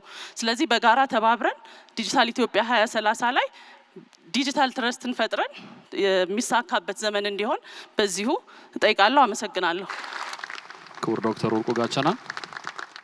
ክቡር ጠቅላይ ሚኒስትር፣ ክቡራትና ክቡራን ሁላችሁም የከበረ ሰላምታዬን አቀርባለሁኝ። ከዚህ በመቀጠል እንግዲህ የዲጂታል 2030 ለማሳካት ምን ቴክኖሎጂዎችን እንጠቀማለን፣ ምን አሰራሮችን እንጠቀማለን የሚለውን ነገር አቀርባለሁኝ ማለት ነው። አንዱ እንግዲህ ኢመርጂንግ ቴክኖሎጂ ነው። ኢመርጂንግ ቴክኖሎጂ እንግዲህ የዲጂታል 2030 የተቀመጠው ስትራቴጂ በጣም ትልቅና ብዙ ስራዎችን የሚጠይቀን ነው። ከዚህ ውስጥ እንግዲህ አንዱ በተለይ ትራንስፎርሜቲቭ ኢኖቬሽን የምንለው አሻጋሪ ወይም ደግሞ አስፈንጣሪ ቴክኖሎጂዎችን መጠቀም መቻል አለብን ማለት ነው። አሻጋሪ ፈጠራዎችን ካልተጠቀምን በስተቀር ዲጂታል 2030 ላይ መድረስ አንችልም። ይሄም ዲጂታል 2030 ለመድረስ እንግዲህ አሻጋሪ ቴክኖሎጂን ስንጠቀም ምንድነው እነዚህ በተለይ ኢመርጂንግ ቴክኖሎጂ የሚባሉት ዲጂታል ኢኮኖሚን ሪሼፕ እያደረጉ እየቀረጹ ነው ያሉት።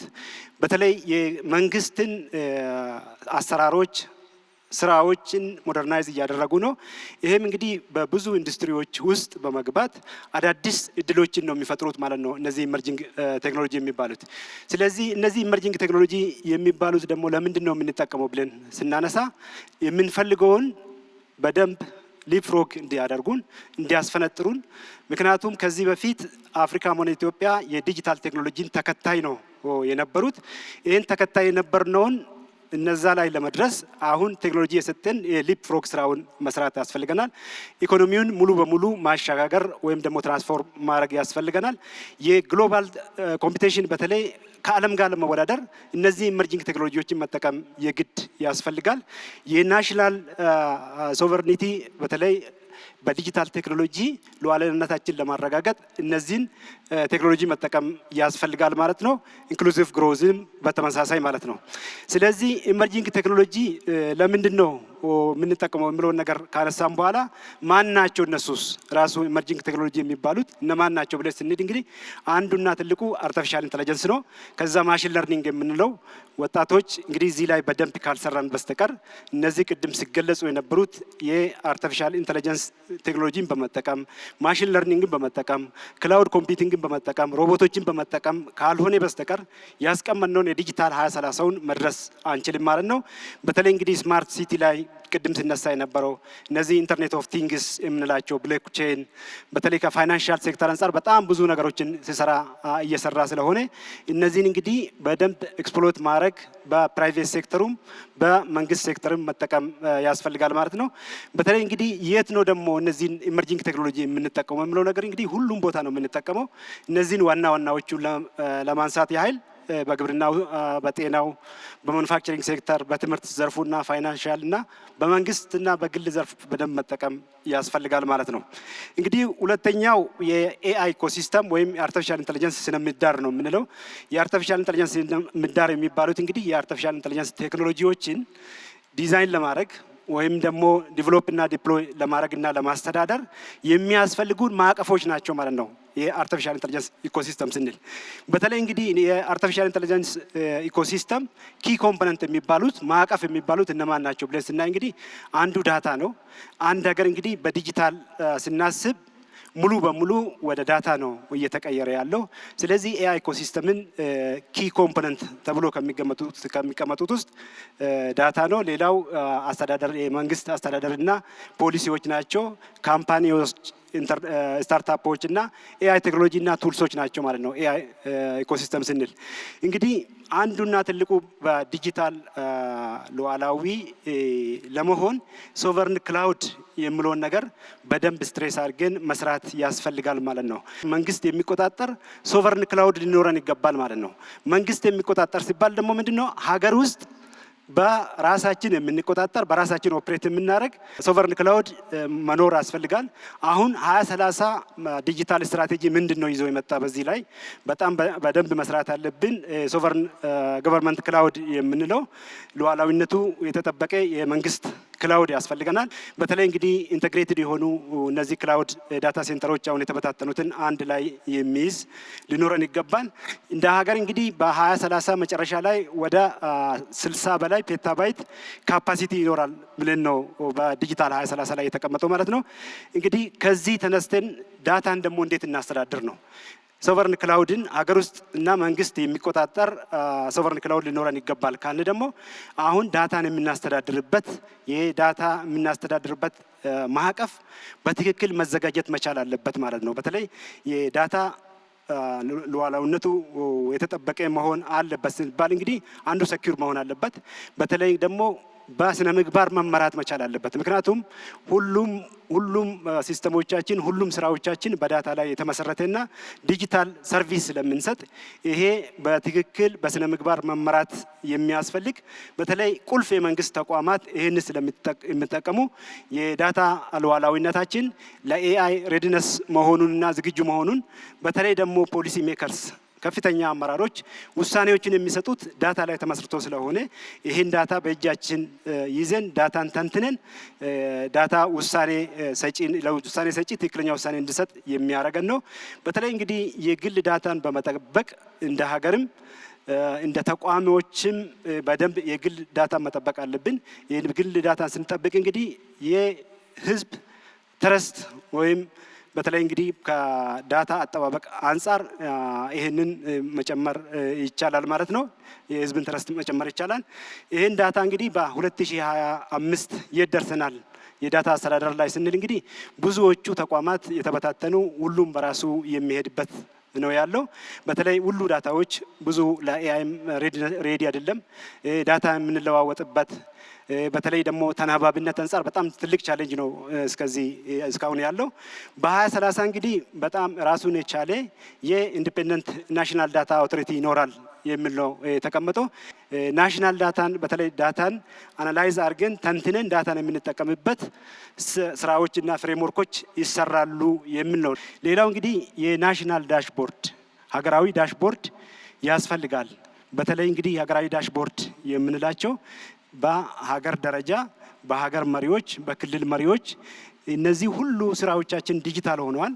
ይህንን በቀን ላይቭ የምንከታተልበት የሀገራዊ ናሽናል ዳሽቦርድ ያስፈልገናል። በ2030 ትልቁ ስራ የሚሰራበትና በተለይ ይህንን ችግር ለመፍታት ሪል የሆነ ዳታ ትክክለኛው ዳታ በየቀኑ እያንዳንዱ መሪ ስራዎቻቸውን የሚከታተልበት በተለይ በኪ ፐርፎርማንስ ኢንዲኬተር በመጠቀም እነዚህን ስራዎቻችን የምንከታተልበት የናሽናል ዳሽቦርድ ያስፈልገናል ነው። ዳታዎቹ በተለይ ኤአይን አሲስት ያደረጉ መሶብ የጀመርነውም በመሶብ ላይም ፐርፎርማንሱ የጨመረ እያንዳንዱ ስራዎቻችን እያንዳንዱ የምናስተዳድረው ተቋማት ደግሞ ሎኬሽኑም የምናስተዳድረው የሄልዝ ሴክተር፣ የግብርና ሴክተር፣ የፋይናንሻል ሴክተር ጂኦ ሎኬሽንም ኢንክሉድ ያደረገ ናሽናል ዳሽቦርድ ይኖረናል ነው ዲጂታል 2030 የተቀመጠው።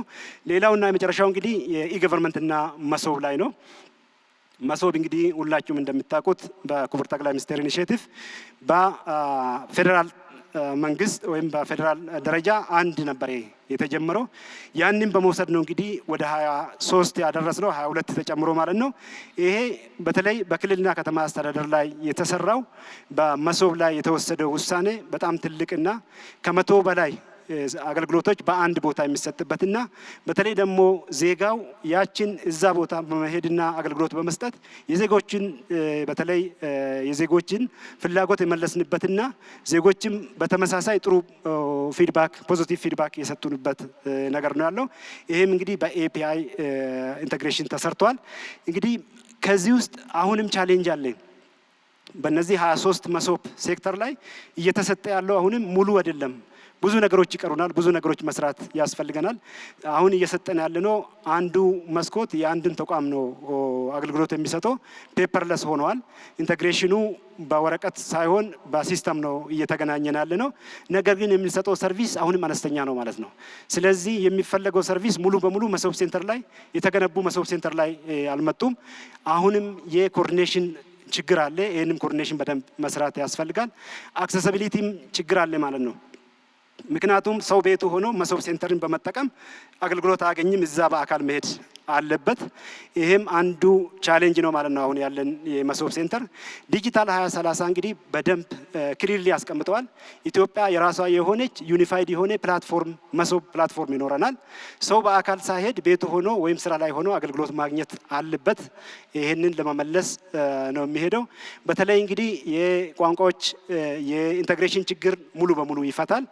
ይሄም እንግዲህ ሙሉ በሙሉ ዲጂታል የሆነ 100% ከወረቀት ንክኪ ነፃ የሆነ በተለይ ደግሞ ከፌዴራል ወደ ክልል ከክልል ወደ ዞን ከዞን ወደ ወረዳ የተስፋፋ የመሶብ ሲስተምና ፕላትፎርም ይኖረናል ነው ትልቁ ነገር። እንግዲህ አሁን መሶብ ሰርቪስ እየሰጠን ሰው ለምንድን ነው በአካል እዛ የሚሄደው የሚለው ነገር ጥያቄው በ2030 ውስጥ እንዲመለስ ተደርጓል ማለት ነው። ምክንያቱም የራሱ የሆነ ፕላትፎርም ሊኖረው ይገባል እንደ ሌሎቹ ሀገራት። እንግዲህ ሁሉም የመንግስትና የህዝብ አገልግሎቶች በዚህ ኢንተግሬትድ መሆን አለበት፣ በዚህ አገልግሎት መስጠት አለበት። በመጨረሻ እንግዲህ በተለይ ኮራፕሽን የምንቀንሰው እንግዲህ በተለይ እነዚህን የሰርቪስ የአገልግሎት ዘርፉን ካዘመን ነውና በተለይ ተጠያቂነት የአንድ ሰው የሚሰራውን ነገር በደንብ ሞኒተር ተደርጎ የሚሰራውን ሞኒተር በማድረግ ይህንን የኮራፕሽን መቀነስ የምንችለው እነዚህን የመሶብ በማስፋፋት ሲስተማቲክ በመሆንና በተለይ ተጠያቂነትን አብሮ በማስቀመጥ ነውና አንዱ በመሶብ ላይ ኢምፕሊመንት የምናደርገውና በዚህም ጎል በደንብ የወሰድነው ነው ማለት ነው። ሌላው የአንድ ግብ ጎል ውስጥ እንግዲህ አንድ መሶብ በአንድ ከተማ አትሊስት አንድ መሶብ በአንድ ከተማ ውስጥ መኖር አለበት። ይህም እንግዲህ ምንድነው በተለይ የምንሰጠውን አገልግሎት ኳሊቲውን ይጨምራል። የምንሰጠውን አገልግሎት ደግሞ በቁጥርም መጨመር ያስፈልጋል። እንግዲህ የአገልግሎት ዘርፉ በደንብ እዚህ ላይ መሰራት ያስፈልጋል ብለን በተለይ ከ2030 የዲጂታል ስትራቴጂ ውስጥ እንግዲህ የምንጠቀመው ቴክኖሎጂ የምንጠቀመውን አሰራርና የምንጠቀመውን የአገልግሎት ዘርፉን የምንመልስበት ቁልፍ እዚህ ነው ማለት ነው። እጅግ አድርጌ አመሰግናለሁ። በጣም አመሰግናለሁ ክቡር ዶክተር ወርቁ ጋቸና። በመቀጠል እነዚህ ስርዓቶች እንዴት አብረው እንደሚሰሩ የሚያሳይ ኬዝ ስተዲ አለን። ይህ እንዲያቀርቡ ደግሞ የኢንስቲትዩቱን ምክትል ዋና ዳይሬክተር ዶክተር ታዬ ግርማን ወደ መድረክ ጋብዛለሁ። እንዴት ዋላችሁ? እኔ ማሳያችሁ ፕሮዳክት በአገር በቀል ተቋም በአገር ልጆች በፍጥነት በጥራት መሰራት እንደሚችል የሚያሳይ ሞዴል ሲስተም ለዲጂታል 2030 ደግሞ ቀብድ ሊሆን የሚችል አንድ ሲስተም አሳያችኋለሁ ማለት ነው። ይሄም ሲስተም የወሳኝ ኩነት እና የነዋሪነት አገልግሎት አሰጣጥን የሚያቀላጥፍ ወጥ የሚያረግ የሚያሳልጥ የሚያናብብ ሲስተም የሆነ ነው። ይሄ ሲስተም እንግዲህ በክልል ደረጃ በከተሞች ደረጃ በወረዳ በዞኖች አንድ አይነት አገልግሎትን በፍጥነትና ቀልጠፍ ባለ ሁኔታ ሊያሰጥ የሚችል ተናባቢ መሆን የሚችል በአገር ደረጃ ሊናበብ የሚችል የአገልግሎት አሰጣጥን የሚያሳካ ሲስተም ነው ማለት ነው። ይሄ ሲስተም ወሳኝ ኩነት የሚሰጣቸውን አገልግሎቶች በመጀመሪያ የቤተሰብ ምዝገባ ወጥ የሆነ አገር አቀፍ አንድ አይነት የሆነ የሚናበብ የቤተሰብ ምዝገባን፣ ሁለተኛ የወሳኝ ኩነቶችን አገልግሎት፣ ሶስተኛ የነዋሪዎች አገልግሎትን፣ በአራተኛ የማረጋገጫ አገልግሎት የማረጋገጫ አገልግሎት የዝምድናን ማረጋገጥ ነዋሪነትን ዜግነትን ማረጋገጥ የመሳሰሉትን እነዚህን አገልግሎቶች የሚሰጥበት ነው።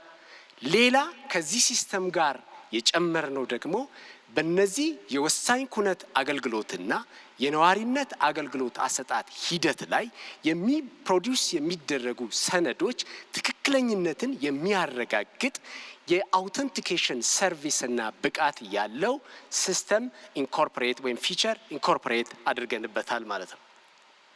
ይህን ሲስተም ተጠቃሚዎቹ የተለያዩ ባለድርሻ አካላት አሉ። ከነዚህ ባለድርሻ አካላት ለምሳሌ የጤና ዘርፉ በጤና ፋሲሊቲ ውስጥ የሚፈጠሩት የሚወለዱትን ህፃናትን የሚከሰቱትን ሞቶች አውቶማቲካሊ ኦን ስፖት ለሚመለከታቸው የወሳኝ ኩነት አገልግሎት ለሚሰጡ ተቋማት ኦን ስፖት የሚያሳውቁበት አንዱ አገልግሎት ወይም ተጠቃሚዎች ናቸው ማለት ነው። ሌላኛው ደግሞ ስቴክሆልደር ወይም ባለድርሻ አካል ሞት፣ ፍቺ እና ለምሳሌ ጉዲፈቻ በሚከናወንበት ጊዜ የፍርድ ቤት ተቋማት ኦን ስፖት ለወሳኝ ኩነት አገልግሎት ሰጪ ተቋማቶች የሚያሳውቁበት ሲስተም ነው ማለት ነው።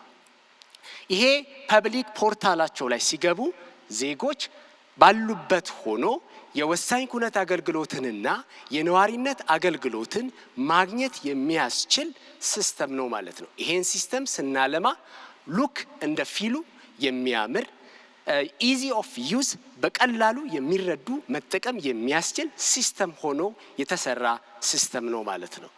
ይሄ ሲስተም አገልግሎት ተጠቃሚ ወይም ጠያቂ ዜጎቻችን በሙሉ ያገኙትን የጠየቁትን አገልግሎት ስታተስ ባሉበት ሆኖ በሞባይል አፓቸው ቼክ ወይም ደግሞ ስታተሱን የሚያውቁበት የሚያሳውቁበት መንገድ ነው ማለት ነው። ሌላኛው ይሄ አገልግሎት በሚሰጥበት ሂደት ውስጥ አንድ ሰው በዚህ አገልግሎት ሂደት ውስጥ ያገኛቸውን ዶክመንቶች በሙሉ ዲጂታሊ ይዞ መንቀሳቀስና የጠየቀውን አካል ሁሉ ማሳወቅ በሚያስችል ሁኔታ የተሰናዳ ሞባይል አፕሊኬሽን አለው ማለት ነው። ሌላ ተቋማት አገልግሎቱን በሚሰጡበት ሂደት ውስጥ ዜጋ ቅሬታና አስተያየት ሊኖረው ይችላል። ይህ ሞባይል አፕ ባገኘው አገልግሎት ላይ ምን መስጠት ይችላል? ኮምፕሌንት ቅሬታውን በሰው ላይ በአገልግሎቱ ላይ እንዲሁም ደግሞ ባለው አገልግሎት ላይ ያለውን ፖዚቲቭ ፊድባክም መስጠት በሚያስችል ሁኔታ የተዘጋጀ የሞባይል አፕሊኬሽን ከፕሌይ ስቶር እና አፕ ስቶር ዜጋ ሁሉ ዳውንሎድ አድርጎ ሊጠቀም በሚያስችል መንገድ የተዘጋጀ ሞባይል አፕሊኬሽን ነው ማለት ነው። እንግዲህ ዜጋ የሚሞላቸው ካለበት ቦታ ሆኖ ፖርታሉ ላይ ገብቶ የሚያስፈልገውን እያንዳንዱን ኢንፎርሜሽን ለሚፈልገው አገልግሎት ከሞላ በኋላ እያንዳንዱን የኩነት ወይም የቫይታል ሰርቪሶችንና የሬዚደንት አገልግሎቶችን በሙሉ በዚህ መልኩ በቀላሉ ማግኘት የሚያስችል እጅግ በጣም የተቀላጠፈ ሲምፕል የሆነ ኢፌክቲቭ የሆነ ፐርፎርማንሱ በጣም ጥሩ የሆነ በደንብ ዌል ቴስትድ የሆነ ሲስተም ነው ማለት ነው። ዳሽቦርድም አለው። ይህንን አገልግሎት የሚሰጡ ዳሽቦርዱ በክልል ደረጃ፣ በማዕከል ደረጃ፣ በክፍለ ከተማ ደረጃ፣ በዞን ደረጃ የሚሰጡትን አገልግሎቶች በቀላሉ ምን ያህል አገልግሎት ማን አገኘ የሚለውን በሙሉ በቀላሉ መረዳት በሚያስችል መልኩ የተሰናዳ ዳሽቦርድ እንደየደረጃቸው የተዘጋጀለት ሲስተም ነው ማለት ነው። ይሄንን ሲስተም ስንሰጥ ለዓለማንለት ተቋም ለአዲስ አበባ ከተማ አስተዳደር ይሄ ሲስተም ወደ ስራ ገብቷል። ይሄን ስናደርግ ተቋሙ እኛ ላይ ዲፔንደንት እንዳይሆን የአሰልጣኞች ስልጠና በመጀመሪያ ደረጃ ለ50 ባለሙያዎች ስልጠናውን ሰጠን። ቀጥለን እነዚህ ስልጠና የሰጠናቸው ባለሙያዎቹ ራሱ ከከተማው ከተመረጡት 50 ወረዳዎች ከእያንዳንዳቸው 6 ባለሙያዎችን መርጠው ራሳቸው አሰልጥነው ወደ ስራ ገብተው ይገኛሉ ማለት ነው። በጠቅላላ ወደ 350 ባለሙያ ለዚህ ሲስተም ሰልጥኖ ወደ ስራ በብቃት ያለ እንከን ገብቶ አገልግሎት መስጠት ጀምረዋል ማለት ነው። ቀጥሎ ይሄን ፕሮጀክት ለማሳካት እጅግ በጣም ብዙ ብር የተበጀተለት ነገር ግን ይሄንን ሲስተም አርቲፊሻል ኢንተለጀንስ በነፃ በ3 ወር ከ20 ቀን ሰርቶ ወደ ስራ አስገብቶታል ማለት ነው። ይሄንን ስታዩ በአገር በቀል ተቋም በአገር ልጆች በቀላሉ ፈጣን በሆነ መልክ ኳሊቲው ሃይ በሆነ የሚሰሩ ሲስተሞች ካሉ ዲጂታል 2030 የመሳካቱን ተስፋ ስንቅ መያዝ የሚያስችል ፐርፎርማንስ ነው ብዬ ላረጋግጥላችሁ እወዳለሁ።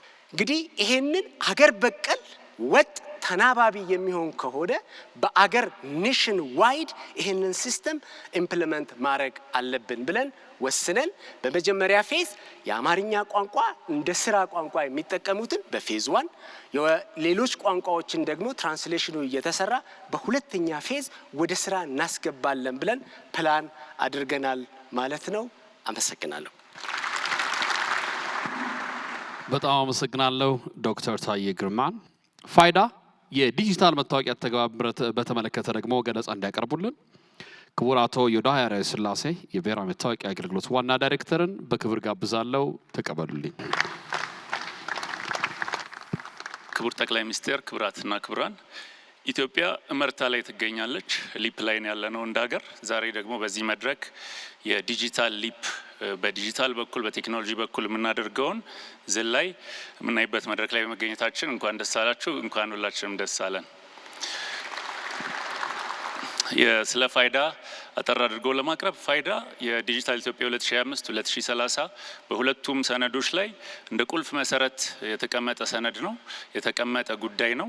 እንዴት መታወቂያ እንደዚህ አይነት ትላልቅ ስትራቴጂ ሰነዶች ላይ እንደ ቁልፍ ነገር ተያዘ ከተባለ ከሚያመጣው ኢንክሉዥን ነው። የመጀመሪያው ኢንክሉዥን የዲጂታል 2030 ስትራቴጂያችን ኢንክሉዥን እንደ በጣም ቁልፍ ነገር አድርጎ ነው የያዘው።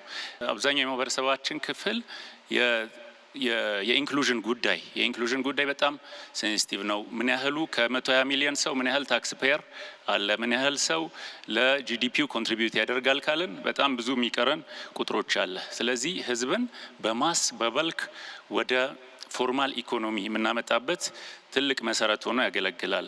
ከዳታ ፕራይቬሲ ፕሪንሲፕል ቅድም ከቀረቡት ጋር አላይንድ ነው። ለሴኩሪቲ ባዮሜትሪክስን ይጠቀማል። ባዮሜትሪክስ በመጠቀሙ ከ120 ሚሊዮን ሰው አንድ ሰው በግለሰብ ደረጃ አንድ ህፃን፣ አንድ አዋቂ፣ አንድ አባት፣ አንድ እናት ዩኒክ የሆነ ልዩ አይደንቲቲ ያላቸው። ይሄ ለሴኩሪቲ ለሰርቪስ ዴሊቨሪ በጣም ትልቅ ትርጉም አለው። ብዙ አይነት የቬሪፊኬሽን አማራጭ አለው። ፋይዳ የሚሰራው መረጃ ሰብስቦ አንድ ጎተራ ውስጥ ብቻ በማስቀመጥ ሳይሆን በየቀኑ በሚሊዮን የሚቆጠሩ የማረጋገጥ አገልግሎቶችን ለጠያቂ አካላት ለተለያዩ አገልግሎት ሰጪ አካላት በማቅረብ ነው። እነዚህን ሲያቀርብ በኦቲፒ በሲምፕል ፓስወርድ ሊያቀርብ ይችላል።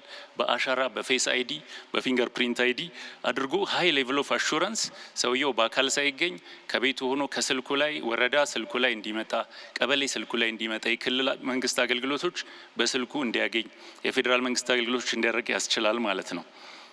ኦፍላይንም ኔትወርክ ኮኔክቲቪቲ የሌለባቸው ቦታዎች ላይ እንዲሰራ ፓወር ኤሌክትሪሲቲ የሌለበት ቦታ ላይ ቬሪፊኬሽን ሊያስፈልግ ይችላልና በዛም ኬዝ የሚሰራ ነው። የትረስት ፍሬምወርክ ከዚህ በፊት የዲጂታል ኢትዮጵያ ቪዥን በፊት አንድ ተቋም መሀል ላይ ያለ ደንበኞች ዜጎች ዙሪያውን ይከቡታል ያንን ተቋም። በዲጂታል ኢትዮጵያ ቪዥን ግን ዜጋው መሀል ላይ ያለ ተቋሞች አገልግሎት ሰጪዎች ይከቡትና አገልግሎት ያቀርቡለታል። ኮንቪኒየንስን ያመጣል። ትላልቅ ሴክተሮች እዚህ ላይ በጣም ሰፋፊ ከስተመር ያላቸው ባንክ ሴክተር፣ የስቱደንት፣ የቴሌኮም፣ የሄልዝ፣ የሶሻል፣ የታክስ ፔየር አይዲ በጣም ሰፋፊ በቴንስ ኦፍ ሚሊየንስ ከስተመር ያላቸው ዘርፎች አሉ።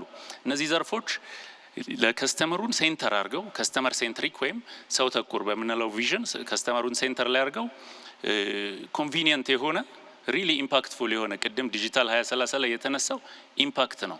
ሶ ፕላትፎርም መገንባት የዜጋው እርካታ ላይ ኢምፓክት ማምጣት አለበት። ፕላትፎርም መገንባት ለአንድ ቤተሰብ ዴይ ቱ ዴይ ለሚያገኛቸው አገልግሎቶች ሪሊ ቤተሰብ ጋር ወርዶ ኢምፓክት ማምጣት አለበት እና የዲጂታል አይዲ አንዱ ፐርፐዝ ይሄን ኢምፓክት ማገዝ ነው፣ ከጀርባ ሆኖ ኢኔብል ማድረግ ነው። 3 ኬፒአይዎች አሉን። የመጀመሪያው ኬፒአይ 30 ሚሊዮን ኢትዮጵያውያን ሀገራችን ውስጥ ያሉ ሰዎች ተመዝግበዋል። በክቡር ጠቅላይ ሚኒስትር የወረደው አዲሱ የመንግስት አቅጣጫ 100% ግቦች መካከል አንደኛው ፋይዳ ነው። በቀጣይ ስላይዶች እንደምናየው ይሄን እንዴት 100% እናደርሳለን የሚለውን አጠር አድርገን እናያለን። ሁለተኛው ኬፒአይ ደግሞ ይሄ የተጠራቀመ ዳታ አንድ መሰረት ላይ የተሰበሰበ ዴታ እንዴት ለማረጋገጥ አገልግሎት ይውላል፣ እንዴት ዲጂታል ኢኮኖሚውን ቢልድ ለማድረግ ያግዛል ነው። ኢኬዋይሲ የምንለው ደንበኛህን እወቅ የምንለው የዚህ አካል ነው። ሁለተኛ ኬፒአይያችን ነው። ሶስተኛው ምን ያህል ተቋሞች ኢንተግሬት አድርገው የተናበበ ኢንተርኦፕሬብል ሰርቪስ እያቀረቡ ነው የሚል ኬፒአይ ነው። ወደ 75 ተቋሞች አሉ። እነዚህ ቁጥሮች ይጨምራሉ። የ100% እቅዶች ውስጥ እንግዲህ አንዱና ዋነኛው ከሆኑ እቅዶች መካከል አንደኛው 100% ፋይዳን ማድረስ ነው። 90 ሚሊዮን በዚህ ሰኔ መጨረሻ 90 ሚሊዮን መድረስ አለብን ብሎ የወረደ እንደ ሀገር ታርጌት አለን ማለት ነው። 90 ሚሊዮን በጣም አብዛኛውን አዋቂ አብዛኛውን የሀገራችንን ሕዝብ የምናገኘው በቀጣይ 6 ወር በምንሰራቸው የዘመቻ ስራዎች ነው። ሌሎች ኬፒአይዎችም አሉ። ምን ያህል አውተንቲኬሽን፣ ምን ያህል ኢንተግሬሽን፣ እንዴት ነው እነዛ ላይ የምንደርሰው ለሚለው እየተሰራበት ቢሆንም በተለይ በቀጣይ 2 ሩብ ዓመት ላይ ይሄ 90 ሚሊዮን ታርጌት ከፍተኛ የሆነ አገራዊ ንቅናቄ ያስፈልጋል። ለምሳሌ መሬት ላይ ኦፕሬሽኑን ሊድ ከሚያደርጉ ተቋማት መካከል ኢትዮ ቴሌኮም ወደ ገጠር ለመግባት ሞባይል ኪትስ ተንቀሳቃሽ ኪቶችን ይዘው ለመግባት በጣም ከአስፋልት የራቁ 100 200 300 ኪሎ ሜትር ርቀት ላይ ያሉ የገጠር ወረዳዎችን ለመድረስ ታርጌት አድርገን በዚህ 6 ወር እየሰራን ነው ማለት ነው። የማረጋገጫ ይሄ ክሬደንሻል የምንላቸው ዲጂታልም ፊዚካልም አሉ። ይሄን እንግዲህ እዚህ መድረክ ላይ ይሄን እድል ወስጄ ማቅረብ የምፈልገው ይሄንን ቴብል የ2018 የዚህ ዓመት መጨረሻ ታርጌት ነው ለእያንዳንዱ ክልል 14ቱም ክልል ታርጌት ወስዶ የዲሞግራፊክስ የሰው አሰፋፈር ግን ከምንም በላይ መሬት ላይ ያለውን የሎጂስቲክስ አቅም ግምት ውስጥ ያስገባ እቅድ ነው። ከሁሉም ክልሎች ከሁሉም ባለድርሻ አካላት ጋር ተወያይተን በቀጣይ 6 ወር እዚህ ጋር የምናያቸው 14ቱም የሀገራችን ክልሎች እነዚህን ቁጥሮች አቺቭ ማድረግ አለባቸው። ይሄ የክልል ላይ ያለው ቁጥር ደግሞ ወደ ታች ሲወርድ ወደ ዞን ካስኬድ ይደረጋል። ዞንም 100% ኃላፊነት ይወስዳል። ዞን ወደ ታች ለወረዳ 100% ታርጌት ያወርዳል። እስከ መጨረሻ ቀበሌው ላይ ያለ አንድ የቀበሌ ሊቀመንበር የኔ ቀበሌ ውስጥ ያለ 2000 ሰው 100% መድረስ አለበት ብሎ መስራት ይኖርበታል ማለት ነው። ሴክተሮችን ፉሊ ኢኔብል ማድረግ ነው እንግዲህ የዲጂታል ኢትዮጵያ 2030 ላይ ዘርፎችን ኢኔብል ማድረግ የፋይናንሻል ሴክተርን ስንመለከት ባንክ፣ ገቢዎች፣ ትሬድ ከጀርባው ነው ኢኔብል ያደርጋል። ጤና ላይ የሄልዝ ኢንሹራንስ የመሳሰሉ ሰፋፊ ፕሮግራሞችን ኢኔብል ያደርጋል። ኤጁኬሽን ላይ፣ አግሪካልቸር ላይ የፋርመር የመሬት ሰርቲፊኬት፣ የፋርመር ግብአቶች፣ የተለያዩ የአግሪካልቸራል ሰርቪሶችን ኢኔብል ያደርጋል። ታክስ ላይ ትራንስፖርት ሴክተሮች ላይ በያዝነው በስትራቴጂክ ዘመን ያሳካል ማለት ነው። የሶሻል ፕሮግራሞች ከተረጂነት መላቀቅ አንድ ትልቅ የመንግስት ግብ ነው። ከተረጂነት ለመላቀቅ ደግሞ ትክክለኛ ሊኬጅ የሌለበት የሶሻል ፕሮግራም ያስፈልገናል። እሱንም ከጀርባ ሆኖ ያግዛል። ፕራይቬት ሴክተር ስታርታፖች ፋይዳን ተጠቅመው በቀላሉ 1 ሚሊዮን 10 ሚሊዮን ደንበኛ ኦንቦርድ እንዲያደርጉ ዩኒኮርኖች $ቢሊዮን ካምፓኒዎች እንዲፈጠሩ ከጀርባ ሆኖ ማገዝ ይችላል። ሌሎች ሀገሮችም ላይ የታየ ልምድ ስላለ ማለት ነው። ከክልሎች የሚጠበቀው ለማጠቃለል መሬት ላይ ያለው የሎጂስቲክስ አቅም እንዳለ ሆኖ የሞቢላይዜሽን የተወሰነ ጋፕ አለ። በቂ የሆነ ሞቢላይዜሽን የለም። ከፍተኛ የሆነ የዘመቻ ስራ ያስፈልጋል። ቅድም እንዳልኩት ወደ ታች ቀበሌ ድረስ መውረድ አለበት። ከክልል ከፌዴራል ከተለያዩ አገልግሎቶች ከዘርፍ አገልግሎቶች ጋር ለዜጎች ከሚሰጡ አገልግሎቶች ጋር ኮኔክት ማድረግ ከፍተኛ የሆነ የድራይቭ የማድረግ ዘመቻውን የማገዝ አቅም አለው። ስለዚህ ተመዝገቡ ከሚለው ከዘመቻ ከኮሚኒኬሽኑ ባለፈ ከሴክተሮች ጋር ሊንክ አድርጎ ለአገልግሎቶች እስከዛሬ ስናደርግ እንደነበረው ቅድመ ሁኔታ ማድረግ በጣም ኢምፖርታንት ነው ማለት ነው። መጨረሻ ክልሎች ላይ ስንገባ በተለይ ሪሞት ኤሪያዎች፣ ወረዳዎች፣ ሪሞት ቀበሌዎች ላይ ስንገባ ሎጂስቲክስ ቻሌንጅ ይሆናል። እዛ ያሉ ኮኦርዲኔተሮች ተጨማሪ ሪሶርስ ተጨማሪ ግብዓቶች ሳይጠብቁ እንደ ራሳቸው ስራ መስራት ይኖርባቸዋል። ስለዚህ እታች ድረስ ሲወርድ የክልሎች ከፍተኛ የሆነ ሰፖርት እታች ድረስ መውረድ አለበት። ኮንክሉድ ለማድረግ ቅድም ከኔ በፊት ያቀረበው ወንድሜ ስለ ሲቪል ሬጅስትሬሽን ሜንሽን አድርጓል። በቀጣይነት ይሄ የዘመቻ ስራው ካለቀ በኋላ ከሲቪል ሬጅስትሬሽን ጋር ኢንተግሬት አድርጎ ተናቦ ሞር መረጃው እየጠራ ለዜጎች ተደራሽ የሆነ ኦፕሬሽናል ስራው ያኔ ይጀምራል። አዲስ የሚወለዱ ህጻናት በርዝ ሰርቲፊኬት ከዚህ በርዝ ቱ ዴይዝ በሚለው ፕሪንሲፕል ከፋይዳ ጋር ሊንክ የተደረገ በሊንኬጅ ሰርቪሶች ይቀጥላሉ። ለስማርት ጋቨርንመንት መሰረት ነው የዲጂታል ኢትዮጵያ 2030 አንደኛው ቪዥን ከዚህ በፊት በአካል የሚሄድባቸውን አገልግሎቶች ከቤቴ እንዳገኝ፣ ውሎችን ከቤቴ እንድፈራረም፣ የመንግስት የተለያዩ የሚሰጠኝን ሰርቲፊኬት የሚሰጠኝን ሰነድ ከስልኬ ላይ ሆኜ ማግኘት እንድችል ነው። ስለዚህ የከፍተኛ የሆነ እነዚህ ሰርቪሶች ኢኔብል የማድረግ አቅም አለ። ዲሲዥን ሜኪንግ ላይ የዲሞግራፊክስ ጉዳይ ለኩዊክ ለሆነ ዲሲዥን ሜኪንግ መሬት ላይ ምን ያህል ወንድ አለ፣ ምን ያህል ሴት አለ፣ ስታቲስቲካል ዴታ እዚህ ዞን ላይ ከዚህ በላይ እድሜ ምን ያህል ሰው አለ፣ ከዚህ በታች እድሜ ምን ያህል ሰው አለ የሚለው በቀላሉ ለዲሲዥን ሜኪንግ ቅድም ዶክተር ወርቁም ላነሳው የናሽናል ዳታ ዌርሃውስ ከፍተኛ የሆነ ኢንፑት ይሆናል። የፌዴራልና የክልል ሰርቪሶችም እንዲናበቡ ያደርጋል። ስለዚህ ለዲጂታል ኢትዮጵያ ትልቅ እመርታ የሆነውን የዲጂታል ኢትዮጵያ 2030 ቪዥን ኢምፓርት በምናደርግበት መድረክ ላይ የፋይዳን 100% ማድረስ ለዚህ ከፍተኛ መሰረት ስለሆነ ይሄን እንግዲህ እንደ አደራ ለማቅረብ እድሉ ስለተሰጠኝ አመሰግናለሁ። ቴንኪዩ። ኩራቱ ሄዳሄን እናመሰግናለን። ክቡራቱ ይድነቃቸው ወርቁ የንግድና ቀጠናዊ ትስስር ሚኒስትር ዴኤታ በዲጂታል ንግድ ላይ ያለውን ኢኮሜርስ፣ ከሳቸው አስከትሎ ደግሞ ክቡራቱ ዳዊት ውብሸት የገቢዎች ሚኒስትር ዴኤታ ኢሬቨኑ ላይ ገለጻዎች ያቀርባሉ። አቶ ይድነቃቸውን በቅድሚያ ጋብዛለሁ። ክቡር ጠቅላይ ሚኒስትር፣ ክቡራትና ክቡራን፣ ኢኮሜርስን ስናየው ኢኮሜርስ የዲጂታል 2025 ውጤት ብቻ ሳይሆን ዲጂታል 2030ን ወደ ኢኔብል የሚያደርግ ወደ ተሻለ አፈጻጸም የሚያመጣ ምክንያቱም ንግድ አጠቃላይ ማህበረሰቡን የሚነካ ነገር ስለሆነ በኢኮሜርስ ህዝቡን አጠቃላይ ወደ ዲጂታላይዜሽን አመጣ ነው ማለት ዲጂታል ኢትዮጵያ ተሳለጠ ወይም ዳር ደረሰ ለማለት ትልቅ መንደርደሪያ የሚሆን ነው። በአጠቃላይ እንግዲህ ከዚህ በፊት ከምናየው መልኩ የሚቀጥሉት ዓመታት ንግድ አሁን እንደምናየው የጅምላ ነጋዴ ባለሀብቶች በጅምላ እያመጡ እዚህ የሚሸጥበት ደግሞ ወደ ውጭም ደግሞ በጅምላ ወስደው የሚሸጡበት ሳይሆን መልኩ ቶታሊ የሚቀየር በጥቃቅን ደረጃ ጥቃቅንና አነስተኛ ገበያዎች ወይም ባለሀብቶች የሚሳተፉበት በስፋት በሀገር ውስጥ ብቻ ሳይሆን ሳይገደቡ አጠቃላይ ማርኬቱን ግሎባሊ አክሰስ ማድረግ የሚችሉበት ሁኔታ የሚፈጠር ነው። ስለዚህ አንደኛ ነገር የትኛውም ነጋዴ ጥቃቅንና አነስተኛ ሆነ በየትኛውም ደረጃ ያለ የዓለምን ገበያ አክሰስ ያደርጋል። ያ ብቻ አይደለም፣ የትኛውም ደግሞ ሸማች እንደዚሁ ሳይገደብ ከዓለም ዙሪያ መግዛት ይችላል ማለት ነው። ስለዚህ በጊዜና በሰዓት ተገድቦ የነበረው አጠቃላይ የግብይት ስርዓት ይቀየራል። ሁለተኛ ይሄ ከዚህ በፊት ንግድ ለመነገድ ያለው የሴትአፕ ላይክ ሱቆች ያስፈልጋሉ እና መጋዘኖች ምናምን የሚለው እሱ ባይፋር ይቀንሳል። ኮስቱ ከዚህ በፊት እንደምናስበው አይነት ንግድ የዛ አይነት ኮስት እየኖረው አይሄድም።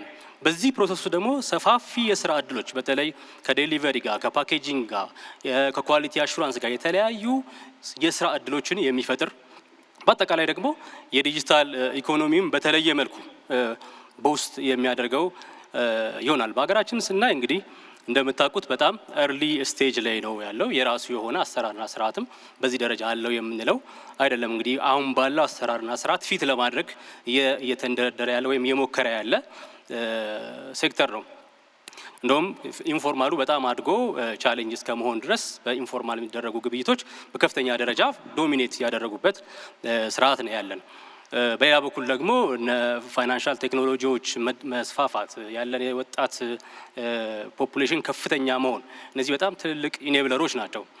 በተለይ ደግሞ መንግስት አሁን ዲጂታል ኢትዮጵያ 2030 ላይ ለኢኮሜርስ የሰጠው ትኩረት እንደምታዩት ነው። አንደኛ ወደ 16 የሚሆኑ ተቋማትን አንድ ላይ አሰባስቦ በጋራ እንዲሰሩ አድርጓል።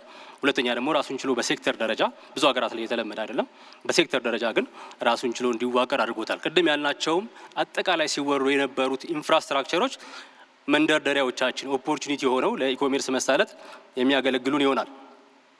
ያ ስንል ግን ያው ትልልቅ ቻሌንጆችን ፌስ እንደምናደርግ ግልጽ ነው። አንደኛው ከሁሉ በላይ ትልቁ ጋፕ አሁን ያለው ስርዓት ለትራዲሽናል ንግድ የተሰራ እንደመሆኑ ይሄ ነው የሚባል ለኢኮሜርስ ማሳለጥ የሚሆን አይነት መንደርደሪያ ሆኖ የሚያገለግላልም የታሰረ ከጅምላ ጋር የተያያዘ ኤክስፖርት ከጅምላ ጋር ኢምፖርት ከጅምላ ጋር የተያያዘ ነው። ወደ ጥቃቅን ስንመጣ ብዙ ነገሮችን ፔመንት ኢንተግሬሽንን ጨምሮ ብዙ ቻሌንጆች ያሉበት ነው። ያ ብቻ አይደለም፣ ያው እንደምታውቁት አብዛኛው ህዝባችን በገጠር የሚኖር ነው። ይሄ ደግሞ ከዲጂታል ሊትሬሲ ጋር ትልቅ ጋፕ ነጋዴውን ብትሉ ሸማቹን ብትሉ በከፍተኛ ደረጃ የዲጂታል ስኪል ጋፕ አለ። ብዙ ሙከራዎች አሉ። ያው የ5 ሚሊዮን ኮደርስ ለምሳሌ አንዱ ነው። ብቻ ዲጂታል ሊትሬሲ ላይ በስፋት መሰራት ይኖርበታል።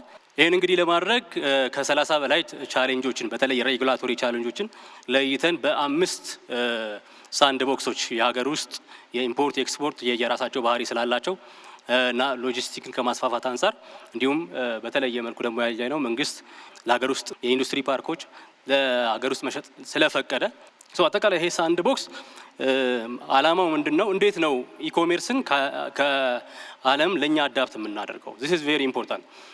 እንደወረደ ስናመጣው የሚገጥምን የኛ ሀገር ማርኬት እንደምታውቁት ነው በብዙ በደላላ የተያያዘና በዲማንድ ኤንድ ሰፕላይ ህግ በዛ ደረጃ የሚሰራ አይደለም። ወደኛ ሀገር ስናመጣው ምንድነው የሚሆነው? ምንድነው መልኩ? ምን አይነት መልክ ነው የሚይዘው ብሎ ለማየት የሚቀጥሉት 6 ወራት እንደዚህ አይነት ሳንድ ቦክሶችን ኤክስኪዩት እናደርጋለን ብለን በስትራቴጂው ነድፈናል ማለት ነው። የመጀመሪያው እንግዲህ ከሀገር ውስጥ ንግድ ጋር የተያያዘ ነው። እንግዲህ ሀገር ውስጥ ንግድ በጣም ማበረታታት የምንፈልገው ህዝባችን ሆነ ነጋዴዎቻችን ንግድን ሲያስቡ የመጀመሪያ አማራጭ ኦንላይን ሆኖ እንዲያስቡ የምንፈልግበት በተለየ መልኩ አዌርነስ እና የሎጂስቲክስ ፕሮብሌሞችን ለመፍታት የምንንቀሳቀስበት አንድ የሳንድ ቦክስ ነው።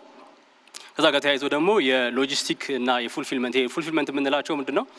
አነስ ያሉ የስቶር አክቹዋሊ በሌላው ዓለም ሰፋፊ ስቶሮች ናቸው እና አማዞን ጋር ስትሄዱ ግን በእኛ ሀገር ኮንቴክስት መለስ ያሉ የፉልፊልመንት የስቶሮች ስቶር አላቸው፣ የፓኬጂንግ ኤሪያ ያላቸው፣ እንደገና ዴሊቨሪ ኤሪያ ያላቸው የዚህ አይነት ስቶሮችን ሪኖቬት አድርገን 6 በአዲስ አበባ 2 ደግሞ ከአዲስ አበባ ውጭ አድርገን አጠቃላይ የዚህ ራሱ መልክ ምን መምሰል አለበት። ምክንያቱም በሌሎች ሀገሮች እንደምናየው የሞተር ባይክን ተጠቅሞ ዴሊቨሪ እንስራ ብንል ምን ያህል ከተሞቻችን እንደሚያበላሽ ብዙ ሀገር ሄዳችሁ ታውቁታላችሁና እሱ ከዞር ለማድረግና ከዛ ይልቅ በተለያዩ ኪዮስኮችና በተለያዩ ትንንሽ የዴሊቨሪ ኤሪያዎች ፕላስ ደግሞ እንደዚህ ትንሽ ሰፋ ያሉ ፉልፊልመንት ሴንተሮችን አዘጋጅተን የሎጂስቲክሱን ማሳለጥ አለብን። ይሄን እንዴት ቴስት እናደርገው ብሎ የሚያወጣ ሳንድ ቦክስ ነው ማለት ነው። ሌላኛው ሳንድ ቦክስ ኤክስፖርት ነው። ኤክስፖርት በጣም እንዲያደርግ የምንፈልገው የተለየ መልክ ይዞ እንዲመጣ በትንንሽ ደረጃ ያሉ ቢዝነሶች ግሎባሊ መሸጥ እንዲችሉና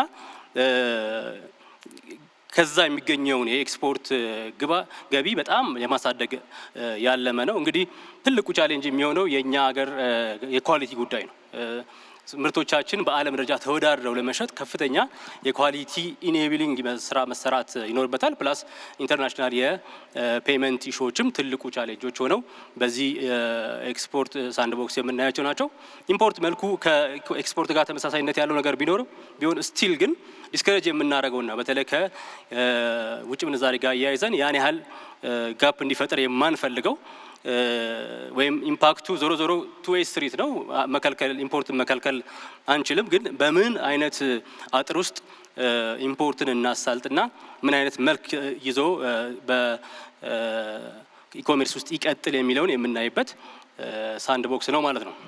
በአጠቃላይ እንግዲህ እነዚህ ሳንድ ቦክሶች ውጤታቸው ምንድን ነው የሚሆነው? ከነዚህ የምናገኘው ዳታ ለ6 ወር ረን ስናደርገው የተለያዩ ህጎችን እናሻሽላለን፣ የተለያዩ አሰራሮችን እናሻሽላለን። እነዚህ የተሻሻሉ አሰራሮች ያላቸውን ኢምፓክት ደግሞ እያየን እነዛን አስተካክለን ፋይናሊ የኢኮሜርስ ህግና አሰራር ይሄን አይነት መልክ ይኖረዋል ብለን የምንሄድበት ነው ማለት ነው። ስለዚህ አጠቃላይ እንደ ሀገር የምንተገብራቸው ነገሮች ስለሚሆኑ አንደኛ ነገር ይሄ አመራር በተለየ መልኩ ሬዲ መሆን ይጠበቅበታል። አንድም ከሬጉላቶሪ የሚወጡ ህጎች እስከታች ድረስ ከመተግበር አንጻር፣ ሌላም ካፓሲቲ ቢልዲንግ ጋር ከአዌርነስ ጋር የተያያዙ ስራዎች ሁሉ በስፋት መሰራት ስላለባቸው ለዚህ መዘጋጀት ያስፈልጋል። በተለይ ደግሞ አጠቃላይ የሳንድ ቦክሱ ውጤት የሚወሰደው በምንሰበስበው ዳታና አናላይዝ በምናደርገው ልክ ስለሚሆን ዳታ ኤክስቼንጅ ላይ የተለየ ትኩረት ተሰጥቶ መሰራት ይኖርበታል። ያው እንግዲህ ኢኮሜርስ የሚቀጥሉት ጥቂት ዓመታት ፎር ሹር የተለየ መልክ ይዛል። ንግድ ቅድም እንዳልኩት በጅምላ ላይ የተመሰረተ መሆኑ ያበቃል። ወይም በሌሎች ሀገራት እንዳየነው አብዛኛው የንግድ ትልቁ ፓርት በጥቃቅን ንግዶች ጋር የተመሰረተ ነው የሚሆነው። ስለዚህ ለዚህ ለማይቀረው ጉዞ አብረን እንጓዝ እላለሁ። አመሰግናለሁ። በጣም አመሰግናለሁ። በመቀጠል ክቡራቶ ዳዊት ውብሸት የገቢዎች ሚኒስትር ዴኤታ መድረኩን ይረከቡና ኢሬቨኒው ላይ ገለጻ ያቀርባሉ።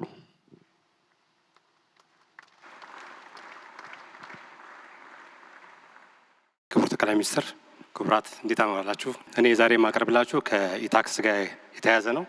የዚህም ከዲጂታል 2030 ጋር በማያያዝ ታክስ ስርዓቱን ወደ ታክስ አድሚኒስትሬሽን 3.0 ብለን ስራ ጀምረናል ማለት ነው። የታክስ አድሚኒስትሬሽን 3.0 የምንለው ለታክስ ስርዓቱን የማዘመን የመቀየር ስራ የምንሰራበት ነው። ይህም ከዲጂታል 2030 ጋር የተጣጣመ ነው ማለት ነው።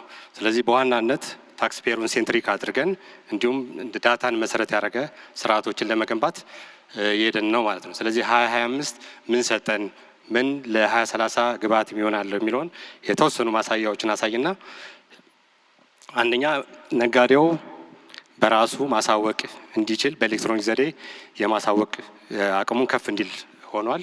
እዚህ እንደምታዩት በቁጥሩ ላይ ከ20 ሺህ በላይ የነበረውን የንግድ በተለይ በፌዴራል ደረጃ የነበረውን 58 ሺህ በላይ በራሱ እንዲያሳውቅ አድርገናል ማለት ነው። እነዚህ በሙሉ በኤሌክትሮኒክ ዘዴ እያሳወቀ ያለ የፌዴራል ግብር ከፋይ ነው ማለት ነው። ሌላኛው ከነዚህ ካሳወቁት ውስጥ የግብር ከፋዮች ምን ያህሉ በኤሌክትሮኒክ ዘዴ ክፍያ ይፈጽማሉ የሚለውን ስናይ እንግዲህ የ5 ዓመታትን ዳታ እዚህ ላይ እንደምናየው ከ2013 እስከ 2017 ያለውን 6762 የነበረውን አሁን ከ33000 በላይ አድርገናል ማለት ነው። ስለዚህ ይሄ የሚያሳየን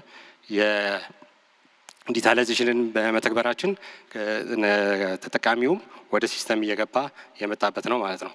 ሌላኛው እዚህ ላይ የምናየው በዚህኛው የፊዚካል የጀመርነው ክሊራንሶችን በኤሌክትሮኒክ ዘዴ የመስጠት ነው ማለት ነው።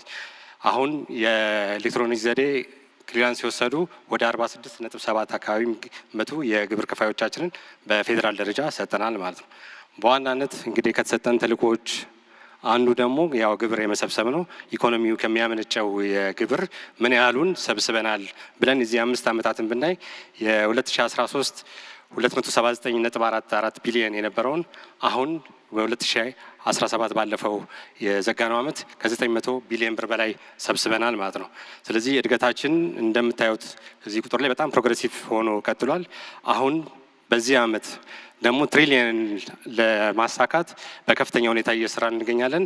በእቅዳችንም 1.28 ትሪሊየን አቅደን አሁን በ5 ወራት ውስጥ ከዛ በላይ ማሳካት እንደምንችል የሚያሳይ ነው። ስለዚህ እነዚህ ነገሮች ስንጠቀም ምን ታጥቀን ነው፣ ምን አይነት ቴክኖሎጂዎች ስላሉን ነው እነዚህን ያሳካ ነው፣ ከዚህ በኋላ ወደ 2030 እንዴት ይወስዱናል ብለን ስናይ ከዚህ ላይ የምትመለከቷቸውን ሲስተሞች በመጠቀም በቅርብ የጀመርናቸው ከኢንቮይስ ጀምሮ የስማርት ከስተም ቦርደር፣ የከስተም ማኔጅመንት 24/7 ለከስተመሮች የሚሰጡ ከስተም ሰርቪሶችን ጨምረን በኢንቮይስም በኤሌክትሮኒክ ዘዴ ጀምረናል ማለት። ስለዚህ እነዚህ ነገሮች ስናይ ለ2030 ግብአት የሚሆነን ነው ማለት ነው።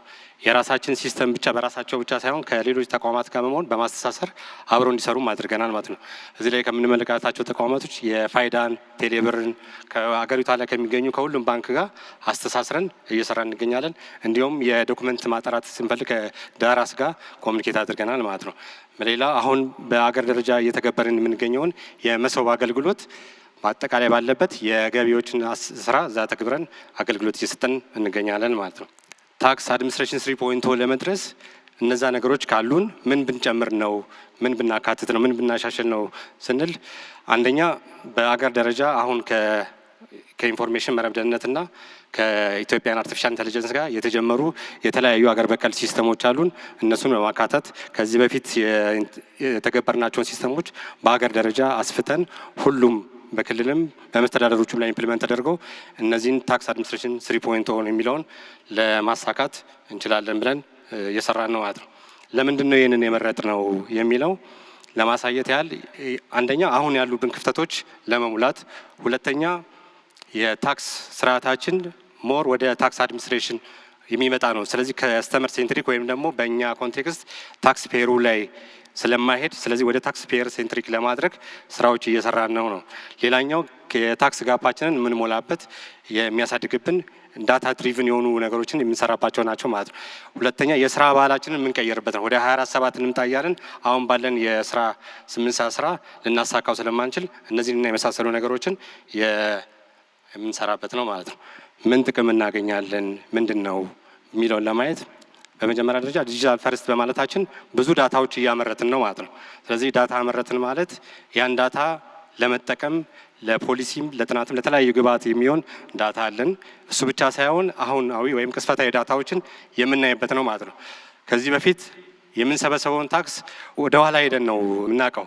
አሁን ከረንትሊ መሰብሰብ የምንፈልገውን ታክስ አሁን እናውቃለን። ስለዚህ ሪል ታይም ዳታዎች ስላሉን የምንሰበስባቸውን ዳታዎች በአሁናዊ ሁኔታ አሁን ቅስፈታዊ በሆነ ወልኩ ወይም በሪል ታይም እናውቃለን ማለት ነው። ሌላኛው የታክስ ፔሩ በኩል ስናየው ታክስ ፔሩም በማንኛውም ሰዓት ባለው የኤሌክትሮኒክስ ዲቫይስ ታክስ ኦቶሪቲ ጋር አገልግሎት ማግኘት ቢፈልግ እንዲያገኝ የሚያስችል ስርዓት ነው ማለት ነው። ይህን በማድረጋችን ራሱ የታክስ ኦቶሪቲው ተገማች ይሆናል ማለት ነው። ከዚህ በፊት ይህ ተገማችነት የበዛበት አሰራር ወደኋላ እየሰራን የነበረው ነው። እሱ ብቻ ሳይሆን ታክስ ፔሮ ጋር የሚኖረን ግንኙነት ጤናማና ትራንስፓረንሲ እንዲሆን ያደርጋል። ይህን በማድረጋችን በታክስ ፔሮ ብቻ ሳይሆን በታክስ ኦቶሪቲውም ላይ የኦፕሬሽናል ኮስትን የሚቀንስልን ይሆናል ማለት ነው።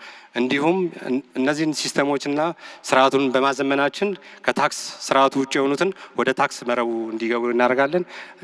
አሁን ያለውንም አሰባሰባችንን እናሳድጋለን። ስለዚህ ታክስ አድሚኒስትሬሽን 3.0 የምንለው ምን ይመስላል የሚለውን ለማሳየት ያህል በሶስት ሌየር እዚህ ላይ እንደምትመለከቱት አስቀምጠነዋል። የታችኛው የምንመለከተው ከታክስ ሩል ጋር የተያያዙትን ነገሮች ከገቨርንመንት ሩሎች የተለያዩ የዲጂታል ፖሊሲዎችን ጨምሮ የሀገሪቷን ሕጎች የተቀመጠበት ነው። በሁለተኛው ሌየር ላይ የምንመለከተው አሁን እየተጠቀምን ያላቸውን ሲስተሞችና እየተገበርን ያላቸው ሲስተሞች ተናባቢ፣ እርስ በርስ ተመጋጋቢ እንዲሆኑ የዳታ ኤክስቼንጆቻችንን ተጠቅመን በእርስ በርስ ብቻ ሳይሆን ከተቋማት ጋር ያለን የሰርቪስ አገልግሎት ዳታ ኤክስቼንጅ በመስራት የምንጠቀምበት ሌየር ሲሆን በዋናነት ታክስ ፔየር ተች ፖይንት ብለን ሌላኛውን ስንመለከት ማንኛውም ታክስ ፔየር ካለበት ቦታ ሆኖ በኤሌክትሮኒክስ ዲቫይስ ሆኖ ታክስ ፔየሩን ታክስ ኦቶሪቲውን ማግኘት ቢፈልግ በቀላሉ አክሰስ አድርጎ የንክኪን የምናስወግድበት ይሆናል። ይህንን በማድረጋችን እንግዲህ በቀጣይ አገሪቷ የምታገኘውን ወይም የምታፈራውን ኢኮኖሚ ወደ ገቢ ቀይረን ጥሩ ጊዜ እናሳልፋለን ብዬ አስባለሁ። እግዚአብሔር ያክብርልኝ። በጣም እናመሰግናለን ሁለቱንም ሚኒስትር ዴኤታዎች። የመጨረሻው ገለጻ የሚሆነው የወደፊቱን ፈጠራ ጅምር የቢዝነስ ኩባንያዎችም ስታርታፕ የመፍጠርና የሰው ኃይል ልማት ላይ ያተኮረ ገለጻ እንዲያቀርቡ የኢኖቬሽንና ቴክኖሎጂ ሚኒስቴር ሚኒስትር ዴኤታ ክቡር አቶ ሙሉቀን ቀሬን ወደ መድረክ ጋብዛለሁ። ክቡር ጠቅላይ ሚኒስትር፣ ክቡራንና ክቡራት፣ የዲጂታል ኢትዮጵያ 2030 የምናልማት ኢትዮጵያ ፈጠራዎቿ በሀገራዊ ማንነት ላይ የተመሰረቱ ወይም ሀገራዊ ማንነትን የሚያንጸባርቁ፣ አካታችነት ደግሞ ይሁነኝ ተብሎ ከጉዳይ የሚወሰድበት ቴክኖሎጂ የሀገራችንን ፕራዮሪቲዎች ሰርቭ የሚያደርግባት ኢትዮጵያ እንደሆነች በግልጽ ተቀምጧል። የዲጂታል ኢትዮጵያ 2030 አራት ዋና ዋና ዓላማዎች አሉት። ከነዚህ መካከል ሶስተኛው ዓላማ በስራ ፈጠራ በተሸጋገሩ ስታርታፖችና አነስተኛና መካከለኛ ኢንተርፕራይዞች እንዲሁም ደግሞ በዘመኑ ቁልፍ ሴክተሮች የሚገለጽ አካታች የሆነ ዲጂታል እድገትን ማፋጠን እንደሆነ ተቀምጧል። የዲጂታል ኢትዮጵያ 2030 ስታርታፕን ለስራ ፈጠራ እንደ ኢንጂን፣ ለሴክተሮች ትራንስፎርሜሽን ደግሞ እንደ መሪ፣ ለውጭ ጉዳይ በተለይ ደግሞ ቴክኖሎጂ ቤዝድ ለሆኑ የፎሬን ዳይሬክት ኢንቨስትመንቶች እና ኤክስፖርቶች እንደ ዋና አንቀሳቃሽ ነው ብሎ አስቀምጧል። ከስታርታፕ በተጨማሪ ዋናው ቁልፍ ጉዳይ ተደርጎ የተቀመጠው የዲጂታል ስኪል ልማት ጉዳይ ነው። የዲጂታል ክህሎት ልማት ለምን ካልን የዲጂታል ትራንስፎርሜሽን የዲጂታል ክህሎት ይፈልጋል። እየተለወጠ ያለው የስራ ምህዳር አዲስ ክህሎት የግድ ይላል። ፈጠራና አካታችነትም እንደዚሁ ያለ ክህሎት የሚታሰብ ጉዳይ አይደለም። ምርትና አገልግሎቶችን የሚያመነጩ ጀማሪ ቢዝነሶች ወይም ስታርታፖች በምንፈልገው ደረጃ ፍሬ እንዲያፈሩ ክህሎት ወሳኝ የሆነ ስፍራ ይኖረዋል። ሀገራችን በዓለም አውድ ውስጥ ለሚኖራት ተወዳዳሪነት የክህሎት ልማት ጉዳይ ልክ እንደ ዘር ይታያል።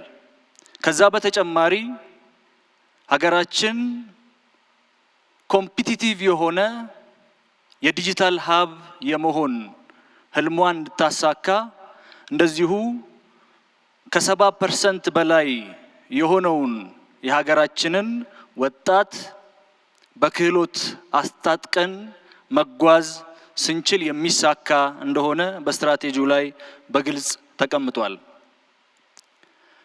ስትራቴጂው በህፃናትና ወጣቶች፣ በሴቶች እንዲሁም ደግሞ በስታርታፖች ላይ የሚደረግ ኢንቨስትመንት ወሳኝ የሆነ ፋክተር እንደሆነ ያስቀምጣል። ስትራቴጂው 5 ስትራቴጂክ ፒላሮች አሉት። የመጀመሪያው ስትራቴጂክ ፒላር ናሽናል ዲጂታል ስትራቴጂ ነው። በዚህ ውስጥ የተለዩ ቁልፍ እርምጃዎች ወይም ደግሞ ኢኒሼቲቮች አሉ። ሁለተኛው ስትራቴጂክ ፒላር ለነገ ወይም ለመጪው ዘመን የተዘጋጀ ሰራተኛ የሰው ኃይል ማፍራት ነው። ሶስተኛው ስትራቴጂክ ፒላር በመደመር መንግስት በግልጽ እንደተቀመጠው ስርዓታዊ ፍጥነት ማምጣት እንዲቻል የሚያግዘው የዲጂታል ሰርቪስ ትራንስፎርሜሽን ጉዳይ ነው። ይሄን ሁሉ በግብአት ወይም በሰው ኃይል ልማት ፊድ የሚያደርገው የትምህርት ስርዓት ለውጥም እንደዚሁ ቁልፍ የሆነ ስትራቴጂክ ፒላር ተደርጎ ተቀምጧል። የመጨረሻው ስትራቴጂክ ፒላር ከክህሎት ልማት አንጻር በእያንዳንዱ ሴክተር ያለ የሰው ኃይል ፕሮፌሽናል የመገንባትና የማልማት ጉዳይ ነው። በእነዚህ ስትራቴጂክ ፒላሮች ውስጥ የተዘረዘሩ ቁልፍ የሆኑ እርምጃዎች ተተግብረው በ2030 የሚከተሉት ታርጌቶችን እንጠብቃለን። የመጀመሪያው 70% የሚሆነውን የሀገራችንን ዜጋ ዲጂታሊ ሊትሬት ማድረግ፣ 80 እና ከዛ በላይ የሚሆነውን ሲቪል ሰርቪስ ዲጂታሊ ሬዲ እንዲሆን ማድረግ፣ ልክ እንደ ኢትዮ ኮደርስ ባሉ ኢኒሼቲቮች የተገነባ 10 ሚሊዮን ግራጁዌቶችን ማፍራት፣ እንዲሁም ደግሞ በማስተርስ እና በፒኤችዲ ደረጃ የሚወሰድ የዲጂታል አድቫንስድ ፕሮፌሽናልስ ስልጠና እስከ 100,000 እና ከዚያ በላይ ዜጎችን ማፍራት ይጠበቃል። ከቢዝነስ ፈጠራ አንጻር ከመውደቅ ምጣኔ ያለፉ ወይም የተሸጋገሩ 5,000 ስታርታፖች ወይም አነስተኛና መካከለኛ ኢንተርፕራይዞች በአይሲቲ በቢፒኦ እና በቴክ ኢነብልድ ሰርቪስ ከ1 ሚሊዮን በላይ ዜጎች ስራ ይፈጠርላቸዋል። ከዲጂታል ኢኮኖሚ ልማት የምናገኘው ገቢ ከ3 ቢሊዮን ዶላር በላይ እንደሚደርስ ይጠበቃል። ከዚህ የዲጂታል ኢኮኖሚ የምናገኘው አጠቃላይ ገቢ ከሀገር ውስጥ ገቢ ጋር ሲነጻጸር ከ12% በላይ እንደሚሆን ይጠበቃል። የዲጂታል ኢትዮጵያ 2025 መተግበሩ መሬትን እንደማለስለስ ተደርጎ ይወሰዳል። የተወሰኑ ዘሮችም ተዘርተዋል፣ መብቀል የጀመሩ አሉ። የዲጂታል ኢትዮጵያ 2030 ቀሪ ዘሮችን ዘርቶ አብቅሎ ኮትኩቶ አርሞ ከዛ የሚገኘውን ፍሬ ሃርቨስት የማድረግ ጉዳይ እንደሆነ እገነዘባለሁ። እጅግ በጣም አድርጌ አመሰግናለሁ።